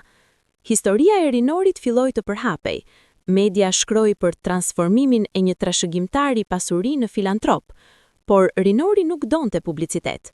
Kjo nuk është për mua, i thoshte gazetarëve, është për njerëzit që ka nevojë. Megjithatë, publiciteti solli diçka pozitive. Të tjerë të pasur filluan të ndiqnin shembullin. Disa ofruan fonde për projekte të ngjashme, disa të tjerë dhuruan pajisje mjekësore, dhe disa, të inspiruar nga historia e rinorit, filluan të shqyrtojnë jetën e tyre dhe mënyrën se si e përdornin pasurinë. Por jo të gjithë ishin të lumtur me ndryshimet e rinorit. Në kompaninë e familjes, disa menaxherë dhe aksionar kundërshtuan vendimet e tij. Po harxhon para në filantropi kur duhet të përshëndrohesh në fitim, ankonin ata. Një ditë, gjatë një mbledhje bordi, një aksionar i vjetër e sfidua hapur rinorin. Rinor, e vlerësoj pasionin tënd, por kjo kompani nuk është një organizatë barimirësie. Kemi përgjegjësi të aksionarëve. Rinori e shikoi qetë. E kuptoj shqetësimin tuaj, por më lejoni t'ju them diçka që kam mësuar. Një kompani që kujdeset vetëm për fitimin afatshkurtër është e destinuar të dështojë afatgjatë. Punëtorët që trajtohen mirë, punojnë më mirë. Komunitetet që mbështesin, na mbështesin, dhe klientët respektojnë kompanitë që kanë vlera. Ne nuk po humbim para, po investojmë në një të ardhme më të qëndrueshme. Mos të gjithë u bindën, por rezultatet filluan të flasin vetë. Morali i punëtorëve u përmirësua dramatikisht, prodhimi u rrit dhe bafasisht, kompania filloi të merrte kontrata të reja nga klientë që donin të punonin me një biznes që kishte përgjegjësi sociale. Ndërkohë, marrëdhënia midis Rinorit dhe Antigonës po thellohej, jo romantikisht, por në një mënyrë më domethënëse. Ata ishin bërë miq të vërtetë, të lidhur nga respekti reciprok dhe një vizion i përbashkët për të bërë një ndryshim. A e di se çfarë më pëlqen më shumë te ti? I tha Antigona ndërsa po planifikonin klinikën e ardhshme. Nuk është se sa ke ndryshuar, është se sa i sinqert je për procesin. Nuk pretendon se je përsosur, pranon gabimet dhe ka çdon të mësosh. Rinori buzëqeshi. Më ke mësuar ti që përsosmëria nuk është qëllimi, përpjekja për të mësuar është ajo që ka vlerë. Por jeta, siç ndodh çdo ditë, solli sfida të reja. Një ditë, Rinori mori një telefonat nga njëri nga menaxherët në klinikë në një fshat tjetër. Kemi një problem, tha menaxheri me shqetësim në zë. Një grup biznesmenësh lokal po na përpiqen të na mbyllin. Pse? Pyeti Rinori i befasuar. Sepse ne ofrojmë shërbime falas. Ata kanë ambulanca private në zonë dhe po humbasin klient. Tani po përdorin lidhjet e tyre për të na presionuar. Rinori ndjeu një flak zemërimi. Ishte lloji i sjelljes që ai vetë do të kishte bërë në të kaluarën, të përdorësh fuqinë dhe lidhjet për të mbrojtur interesat e veta në kurrizë të atyre që kanë nevojë. Mos u shqetësoni, i tha menaxherit, do ta zgjidhim këtë. Ai mori avokat dhe shkoi personalisht në atë fshat. Organizoi një takim me këta biznesmene, jo për të luftuar, por për të biseduar. E kuptoj shqetësimin tuaj, filloi Rinori kur u ulën të gjithë rreth tavolinës. Klinika jon po ndikon biznesin tuaj, por më lejoni t'ju pyes diçka. Pse hyri në biznesin e kujdesit shëndetësor? Ishte për të ndihmuar njerëzit apo vetëm për të fituar para? Një prej burrave, një njeri në të 50-ta me pamje të ashpër, u përgjigj. Natyrisht që është për të fituar, është biznes. E kuptoj, tha Rinori, por a nuk mund të jetë të dyja? Të ndihmosh njerëzit dhe të fitosh? Ne nuk po përpiqemi t'ju largojmë nga tregu. Në fakt, kemi një propozim. Ai shpjegoi. Klinika e tyre do të vazhdonte të ofronte shërbime bazike falas për ata që nuk mund të paguanin, por për raste më komplekse do t'i referonin pacientët te ambulancat private, duke u siguruar që këto biznese të vazhdonin të kishin klient. Në këtë mënyrë, vazhdoi Rinori, njerëzit më të varfër marrin kujdes bazik. Ju vazhdoni të keni biznes dhe sistemi funksionon për të gjithë. Biznesmenët u shikuan mes tyre. Nuk e kishin pritur këtë lloj qasjeje. Kishin menduar se Rinori do të përdorte parat dhe lidhjet e tij për t'i shtypur, por ai po ofronte një zgjidhje që përfitonte të gjithë. Në fund, ran dakord dhe Rinori mësoi një tjetër mësim, që ndryshimi i vërtet nuk vjen duke luftuar gjithmonë, por ndonjëherë duke gjetur mënyra për bashkëpunim. Por sfida më e madhe erdhi nga një drejtim që Rinori nuk e kishte parashikuar, familja e vet. Babai i tij, që në fillim kishte mbështetur ndryshimet e Rinorit, filloi të shqetësohej. Rinor, çfarë po bëhet me ty?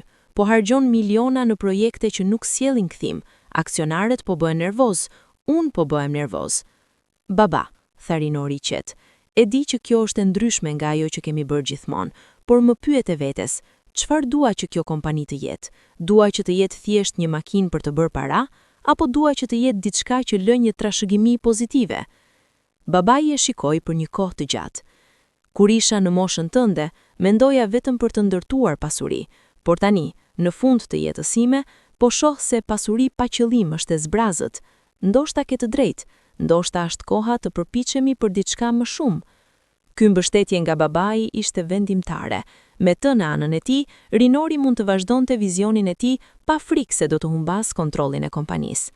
Por një mbrëmje, ndërsa po punonte vonë në zyrë, Rinori mori një telefonat që e tronditi thellë. Ishte nga fshati Antigonës. Zoti Rinor, ka pasur një aksident, doktoresh Antigona është dëmtuar. Zemra e Rinorit ndaloi. Çfarë? Si? Ku është? Ishte duke u kthyer nga një vizitë në një fshat tjetër. Rruga ishte e keqe, makina u rrëzua. Ajo është në spitalin rajonal, por gjendja është serioze. Rinori nuk mendoi as një sekond, mori çelsat e makinës dhe filloi të vozi menjëherë, pavarësisht se ishte natë vonë. Gjithë rrugën, vetëm një mendim i shkonte nëpër kokë. Jo ajo, çdo kush tjetër, por jo ajo. Udhtimi në spitalin rajonal ishte më i gjatë se çdo udhtim që Rinori kishte bërë ndonjëherë. Çdo minutë dukej si një orë. Mendjet e tij ishin të mbushura me frikë, me kujtimin e ditës kur vetë ai kishte qenë në atë tavolinë operative, duke luftuar për jetën. Tani, Antigona, gruaja që e kishte shpëtuar, gruaja që i kishte mësuar se çfarë do të thotë të jesh njeri i vërtet, ishte ajo në rrezik. Kur arriti në spital, vrapoi në urgjencë.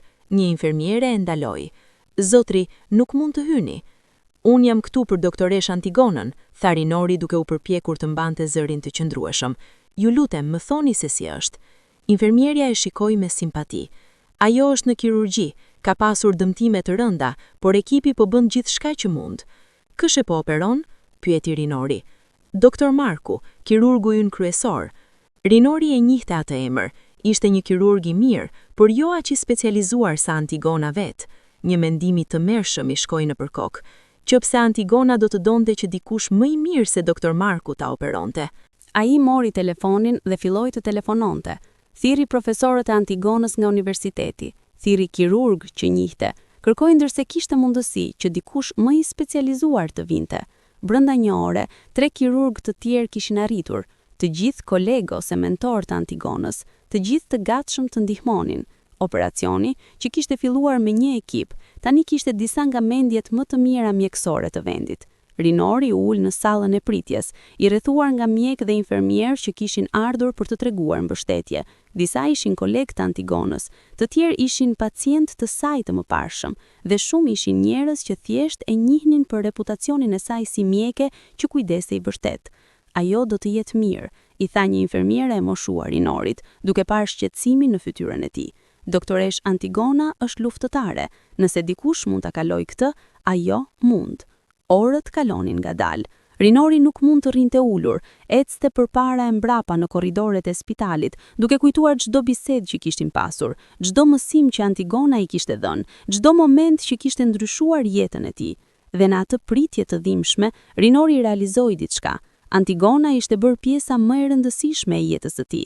Jo romantikisht, marrëdhënia e tyre ishte më e thellë se kaq. Ajo ishte ndërgjegja e tij, frymëzimi i tij, arsyeja pse kishte ndryshuar. Pa të, do të kthehej në atë djalë të vjetër arrogant që nuk kuptonte vlerën e asgjëje. Në orët e hershme të mëngjesit, dera e dhomës së operacionit më në fund u hap. Profesori që kishte drejtuar ekipin doli, duke hequr maskën e gjerin. Rinori u ngrit menjëherë. Si është? A është mirë? Profesori buzëqeshi, një buzëqeshje e lodhur por e lehtësuar. Ajo do të jetë mirë, kishte dëmtime serioze, por arritëm t'i trajtojmë të gjitha. Do t'i duhet kohë për të shëruar plotësisht, por do të shërohet.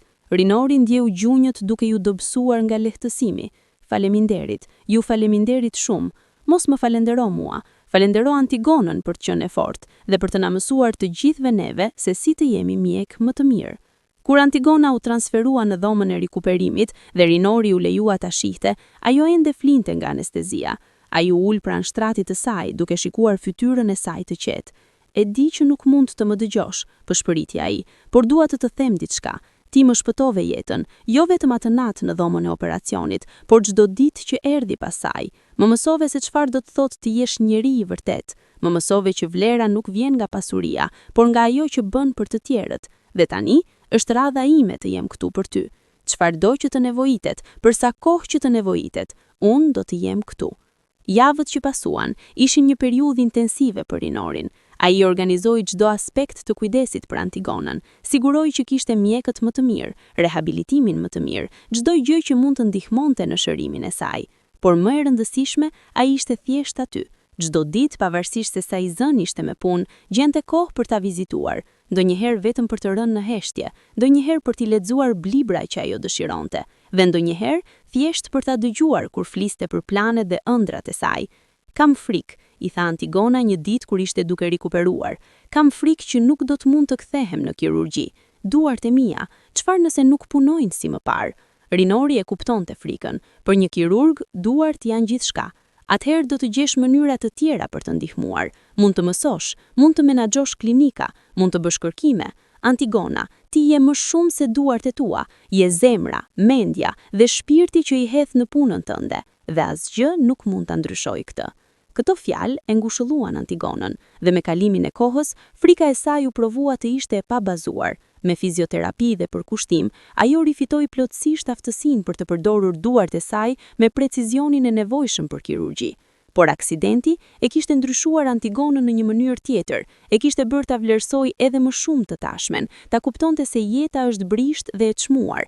E di çfarë po mendoj, i tha Rinorit një ditë kur ishte duke shëtitur ngadalë në kopshtin e spitalit. Dua të ekspandoj misionin ton, jo vetëm klinika, por edhe edukim. Dua të krijojmë programe për të trajnuar mjek të rinj që duan të punojnë në zona rurale. Dua të krijojmë bursa për fëmijët e varfër që ëndërrojnë të bëhen mjek. Sytë e Rinorit shkëlqyen. Kjo është ide mrekullueshme dhe e kuptoi pse. Nëse do të kishte më shumë kujdes mjekësor në zonën Kuritje, nëna jute mund të ishte ende këtu. Saktësisht, tha Antigona, dua që askush të mos kalojë atë që kalova unë. Dhe kështu filloi faza e re e misionit të tyre. Së bashku, ata krijuan Fondacionin Antigona, një organizat që jo vetëm ndërtonte klinika, por edhe investonte në njerëzit që do t'i menaxhonin ato. Programi i bursave filloi të pranonte aplikime. Rinori ishte i mahnitur nga numri, mijëra fëmijë dhe të rinj nga të gjitha qoshet e vendit që ëndërronin të bëheshin mjek, por që nuk kishin mjetet. Dua t'i marrim të gjithë, tha i Antigonës, duke shikuar fotot dhe letrat e aplikimit. Antigona qeshi. Rinor, nuk mund t'i marrim të gjithë, por mund të fillojmë me 50 dhe çdo vit mund të shtojmë më shumë. Zgjedhja e fituesve të bursës ishte një proces emocional.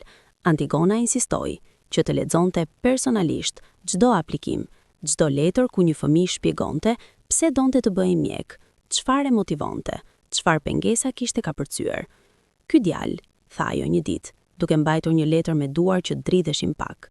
Më kujton mua, jeton në një fshat ende më të largët se ku jeton unë. Babai punon në minier dhe ai shkruan: "Dua të bëhem mjek, sepse kam parë se si sëmundja mund të shkatërrojë një familje. Dua të jem dikush që ndihmon."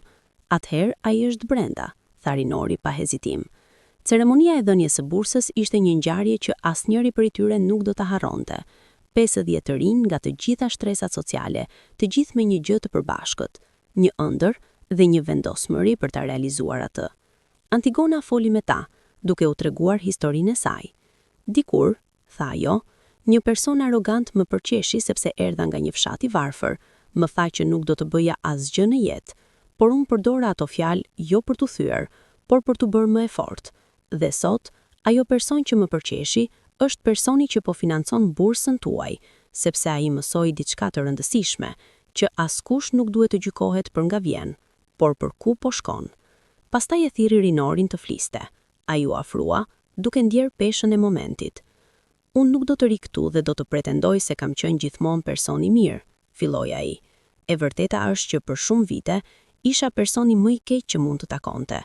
Isha arrogant, i pa interesuar për vuajtjet e të tjerëve dhe plotësisht i verbër për privilegjet e mia. Dëgjoi një heshtje absolute në sallë. Por pastaj ndodhi diçka, vazhdoi Rinori. Pësova një aksident që pothuajse më mori jetën dhe gruaja që dikur kisha përqeshur, gruaja që kisha lënduar thellë, ishte ajo që më shpëtoi. Kjo më mësoi mësimin më të madh të jetës sime, që madhështia e vërtet nuk vjen nga pasuria, statusi apo privilegji, vjen nga karakteri, përkushtimi dhe gatishmëria për të ndihmuar të tjerët. Ai shikoi në audiencë 50 fytyra të reja, të mbushura me shpresë. Ju jeni këtu sepse keni ëndra, sepse keni përcaktim dhe sepse dikush, Antigona, beson në ju. Mos e harroni kurrë këtë dhe kur të bëheni mjek, mbani mend se çdo pacient ka një histori, një familje, një jetë që varet nga ju. Trajtojini me respekt, me kujdes dhe me humanitet që meriton çdo njeri. Duartrotjet ishin të zhurmshme dhe të gjata, dhe në atë moment Rinori e kuptoi se jeta e tij kishte qëllimin e saj të vërtet. Vitet kaluan dhe ndikimi i punës së Rinorit dhe Antigonës u rit eksponencialisht. Ajo që kishte filluar si një klinik në një fshat të vogël, tani ishte bërë një rrjet prej 30 klinikash në të gjithë vendin. Programi i bursave kishte ndihmuar qindra student të bëhen mjek, dhe më e rëndësishmja, ishte krijuar një model, një demonstrim se biznesi dhe bamirësia nuk ishin në kundërshtim, por mund të punonin së bashku. Rinori tani ishte një person krejtësisht i ndryshëm nga ai që ishte qenë. Kompania e familjes së tij kishte prosperuar, jo pavarësisht përgjegjësisë sociale, por për shkak të saj. Punëtorët e lumtur punonin më mirë, komunitetet që mbështesnin ishin bërë klient besnik, dhe historia e ndryshimit të Rinorit kishte frymëzuar kompani të tjera të ndiqnin shembullin e tij. Por që të gjithë suksesit, Rinori mbante gjithmonë për ulësi. Kurrë nuk harroj, I thoshte ai studentëve të rinj që vinin për këshilla, që njëherë isha personi më i arrogant në dhomë. Ndryshimi im nuk erdhi nga vendimi vetëm, erdhi nga mësime të dhimbshme, nga pranimi I gabimeve dhe nga ndjeshmëria për të mësuar. Antigona ndërkaq ishte bërë një nga kirurget më të respektuara në vend, por për të, suksesi nuk matej me tituj apo njohje, matej me jetët që shpëtonte, me studentët që mentoronte dhe me komunitetin që shërbente. Një ditë, një xanatar erdhi për të bërë një intervistë për revistën kombëtare. "Doktoresh, Antigona," pyeti xanatari, "ju bët një legjend, vajza nga fshati që u bë një nga kirurget më të mira në vend. Si e bët?" Antigona buzëqeshi. "Me punë, patjetër, por edhe me diçka tjetër, me besimin se prejardhja juaj nuk përcakton destinacionin tuaj, dhe me ndihmën e njerëzve të mirë përgjatë rrugës." "Dhe Rinori?" pyeti gazetari. "Thuhet se ai ju përqeshi një herë dhe tani jeni bashkëpunëtor të ngushtë. Si ndodhi kjo?" Antigona mendoi për një moment. Njerëzit mund të ndryshojnë. Kjo është pjesa më e bukur e natyrës njerëzore. Rinori bëri gabime të mëdha, si të gjithë ne, por ai pati guximin të pranojë ato gabime, të mësojë prej tyre dhe të bëhet një person më I mirë. Dhe për këtë, ai ka respektin tim të plotë. Kur intervista u publikua, shkaktoi një val të re interesi. Njerëzit nuk ishin të frymëzuar vetëm nga suksesi I Antigonës apo nga transformimi I Rinorit. Ishin të frymëzuar nga mesazhi që ndryshimi është I mundur, që gabimet nuk të përcaktojnë përgjithmonë dhe që përulja dhe shërbimi janë vlera më të rëndësishme se pasuria. Një moment veçanërisht emocional erdhi kur Rinori dhe Antigona u ftuan të flasin në shkollën e vjetër të Antigonës në fshat. Salla ishte e mbushur plot, nxënës aktual, ish nxënës, prindër dhe mësues. Kur Antigona hyri në atë shkollë ku dikur kishte studiuar me aq përkushtim, emocionet e përfshiren. "Në këto dhoma," tha ajo me zë të trembur nga emocioni, "unë ndërova për një jetë më të mirë. Ndërova për të bërë diçka domethënëse. Dhe sot, qëndrojnë këtu, mund t'ju them, ëndrat janë të mundshme, pavarësisht nga vjen, pavarësisht nga sa e vështirë duket, ëndrat janë të mundshme." Një vajzë e vogël në rreshtin e parë, me veshje të thjeshtë dhe sy plot kuriozitet, ngriti dorën. "Doktoresh Antigona, a kishit frikë ndonjëherë? A mendua ndonjëherë se nuk do ta arrini?" Antigona u ul që të ishte në nivelin e saj. "Çdo ditë," tha ajo sinqerisht, "kisha frikë që nuk do të isha mjaftueshëm e mirë, kisha frikë që do të dështoja, por më pas kujtoja se frika është normale. Ajo që ka rëndësi është nëse lë që frika të ndalojë apo nëse vazhdon megjithatë." Vajza e vogël buzëqeshi, një buzëqeshje që dukej shumë si buzëqeshja Antigonës së re në moshën e saj. Pastaj erdhi radha e Rinorit. Ai qëndroi përpara këtyre fëmijëve, disa prej tyre nga familje të varfra, disa të prekur nga të njëjtat paragjykime që Antigona kishte përjetuar, dhe ndjeu një peshë përgjegjësie. Unë nuk jam këtu, filloi ai, për t'ju treguar një histori suksesi të lehtë. Jam këtu për t'ju treguar një histori dështimi, dhe se si dështimi, më mësoi më shumë se sa do të kishte bërë ndonjëherë suksesi. Ai tregoi historinë e plot, pa e zbukuruar, pa e fshehur asgjë. Tregoi se si kishte qenë arrogant, se si kishte përqeshur Antigonën, se si kishte jetuar vite menduar se pasuria e bënte superior. Dhe pastaj, tregoi se si një aksident pothuajse fatal e kishte sjellë përballë realitetit më të hidhur, që pa Antigonën, vajza që kishte tallur, do t'i ishte vdekur. Ajo moment, tha Rinori, kur e kuptova se personi që më shpëtoi jetën ishte personi që kisha lënduar më shumë, ajo ishte momenti kur vërtet u zgjova. E kuptova se vlera ime si person nuk ishte asgjë të bënte me parat në bank, kishte të bënte me atë që bëja me mundësitë që kisha. Një djalë në rreshtin e mesit ngriti dorën. Por, zoti Rinor, ju kishit para, ishte lehtë për ju të ndryshonit sepse kishit mjetet. Ishte një pyetje e drejtë dhe Rinori e vlerësoi atë. Ke të drejtë që pasuria më dha mundësi që të tjerët nuk i kanë, por ndryshimi i vërtet nuk erdhi nga parat, erdhi nga vendimi për t'i përdorur ato ndryshe. Çdo njeri këtu ka diçka për të dhënë. Ndoshta nuk janë para, ndoshta është koha, talentet, mëshira, zëri. Çështja nuk është se çfarë ke, por se çfarë bën me atë që ke. Në fund të makimit, shumë fëmijë u radhitën për të folur me Antigonën dhe Rinorin. Një vajzë e vogël, jo më shumë se 10 vjeçe, ju afrua Antigonës me sy plot lot. Doktoresh, nëna ime është e sëmur, mjekët në qytet thonë se ka nevojë për operacion, por ne nuk kemi para. A mund të më ndihmoni? Antigona u përkul dhe e përqafoi vajzën. Çfarë emri ke?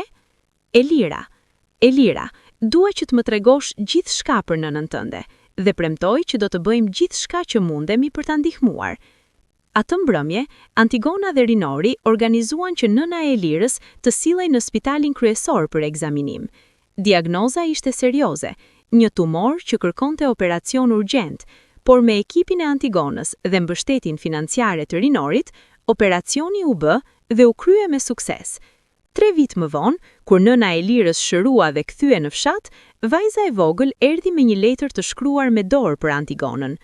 Faleminderit që më ktheve nënën. Kur të rritem, dua të bëhem doktoresh si ju, që të mund të ndihmoj fëmijë të tjerë ta mbajnë nënën e tyre. Antigona e lexoi letrën dhe qau. Kjo, i tha Rinorit, kjo është arsyeja pse e bëjmë.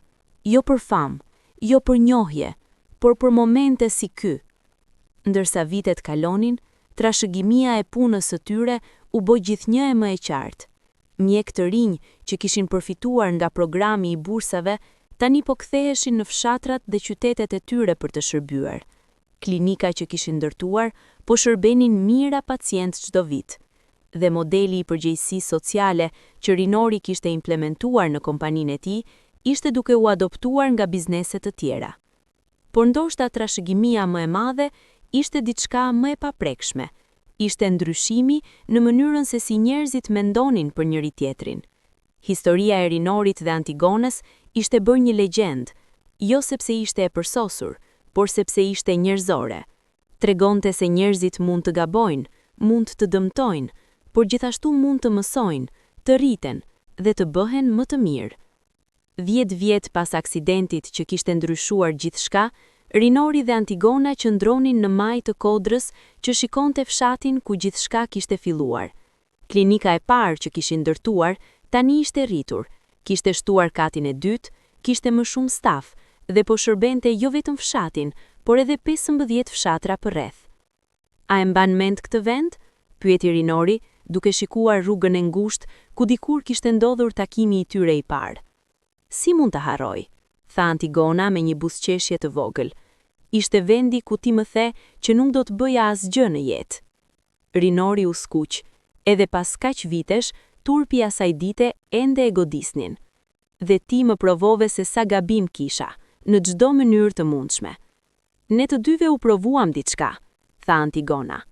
Unë provova se prejardhja nuk përcakton destinacionin, dhe ti provove se ndryshimi i vërtet është i mundur kur dikush ka guximin ta pranoj që ka gabuar. Ata ecën ngadalë nëpër fshat. Fshatari përshëndesnin me respekt dhe dashuri. Fëmijë vraponin për t'i përqafuar, dhe në çdo hap shihnin prova të ndikimit që kishin pasur. Një fëmijë i shëndetshëm që ndoshta nuk do të kishte mbijetuar pa klinikën. Një i ri që po studionte mjeksi me bursë, një familje që kishte marrë kujdes që ndryshoi jetën e tyre. A je i lumtur? Pyeti Antigona papritur. Rinori e shikoi me një shprehje të menduar. Më shumë se sa mund ta kisha imagjinuar ndonjëherë, por jo për arsyet që mendoja dikur se do të më bënin të lumtur. Nuk janë parat, nuk është fama, është kjo ndjenjë që po bëj diçka që ka vlerë, që jeta ime ka kuptim. Kjo është lumturia e vërtet, tha Antigona, kur e di që ekzistenca jote bën ndryshim. Ata arritën te gravi i nënës Antigonës. Ajo vinte këtu çdo herë që kthehej në fshat. Vuri lule të freskëta dhe ul pranë saj. Nën, shpëriti ajo. E bëra, e realizova ëndrrën, dhe jo vetëm për mua, për shumë të tjerë gjithashtu. Shpresoj që je krenar. Rinori qëndroi në distancë, duke respektuar momentin privat. Por pastaj, Antigona e thirri. Eja këtu, ka diçka që dua t'i them nënës sime. Ai u afrua dhe ul pranë saj. Nën, vazhdoi Antigona, ky është Rinori. Dikur ai ishte personi që më lëndoi më shumë, por tani është dikush që më ka ndihmuar të ndërtoj një trashëgimi që do të vazhdoj edhe pas nesh. Jeta është e çuditshme. Ajo ndonjëherë ata që na bëjnë më shumë dhimbje, në fund na mësojnë mësimet më të mëdha. Rinori ndjeu lart që i ardhën sy. Zonjë, tha ai duke folur me gurin e varrit.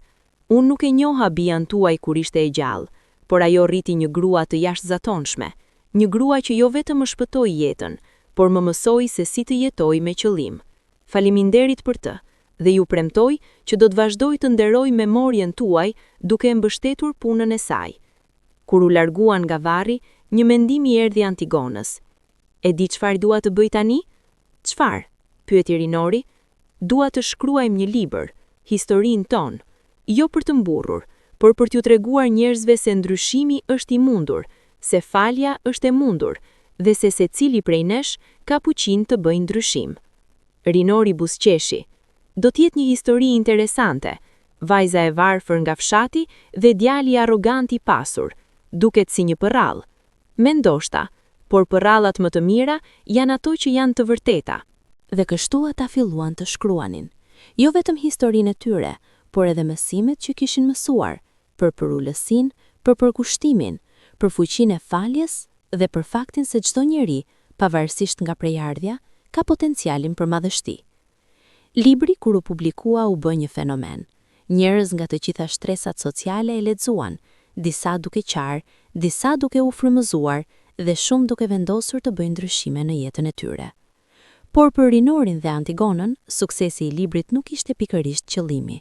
Qëllimi ishte të linin një mesazh që do të jetonte më gjatë se ata. Që prejardhja juaj nuk ju përcakton, që gabimet nuk janë përfundimtare, që falja është e mundur dhe që secilit prej nesh na është dhënë një jetë për ta bërë ndryshimin, nëse zgjedhim ta përdorim atë në mënyrë të duhur. Vite më vonë, kur Rinori dhe Antigona ishin bërë të moshuar, ata ende vazhdonin punën e tyre, ndonse në ritme më të ngadalta. Fondacioni kishte rritur tej pritshmërive. Qindra mjek të rinj kishin diplomuar dhe tani po shërbenin në të gjithë vendin. Dhjetra klinika po ofronin kujdes për mijëra njerëz. Një pasdite pranvere, ndërsa po uleshin në verandën e shtëpisë që Rinori kishte ndërtuar në fshat, sepse të dyve u pëlqente të ktheheshin atje ku gjithçka kishte filluar, një makinë e re u ndal përpara. Dori një grua e re, afërsisht 30 vjeç, me një çantë mjekësore në dorë. Doktoresh Antigona, zoti Rinor, thirrja ajo ndërsa afrohej. Ata e njohën menjëherë. Ishte Elira, vajza e vogël që kishin takuar vite më parë, vajza e saj nëna e sëmurë e cila ishte shëruar. Elira, thirrri Antigona duke u ngritur për ta përqafuar. Shiko sa ke rritur. Elira buzëqeshi me lot në sy. Erdha për t'ju treguar, e bëra, u bëra doktoresh, sapo përfundova specializimin dhe mora një vendim, po kthehem këtu, në fshat, për të punuar në klinikën që ju ndërtuat. Antigona mbuloi gojen me duart, e te i mbushur nga emocioni. Vërtet? Po, tha Elira, ju më frymëzuat, më treguat që është e mundur, edhe tani dua të bëj të njëjtën gjë për fëmijët të tjerë që ëndërrojnë. Rinori e shikoi Antigonën dhe pa atë që kishte parë në sytë e saj për vite, një përzierje krenarie, gëzimi dhe kuptimit se puna e tyre kishte krijuar diçka që do të vazhdonte për te i tyre.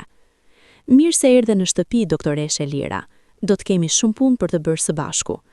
Atë mbrëmje, pasi Elira kishte shkuar, Rinori dhe Antigona qëndruan në heshtje, duke shikuar yllet që po shfaqin në qiellin e errët. E di çfarë po mendoj? Tha Rinori. Çfarë? Se jeta është një zinxhir. Ti më frymëzuet mua, unë ndihmova të krijoj mundësi për të tjerët, dhe tani ata po frymëzojnë një gjenerat të re, dhe do të vazhdoj kështu, gjenerat pas gjenerate. Antigona mori dorën e tij, një gest i thjesht por i mbushur me kuptim.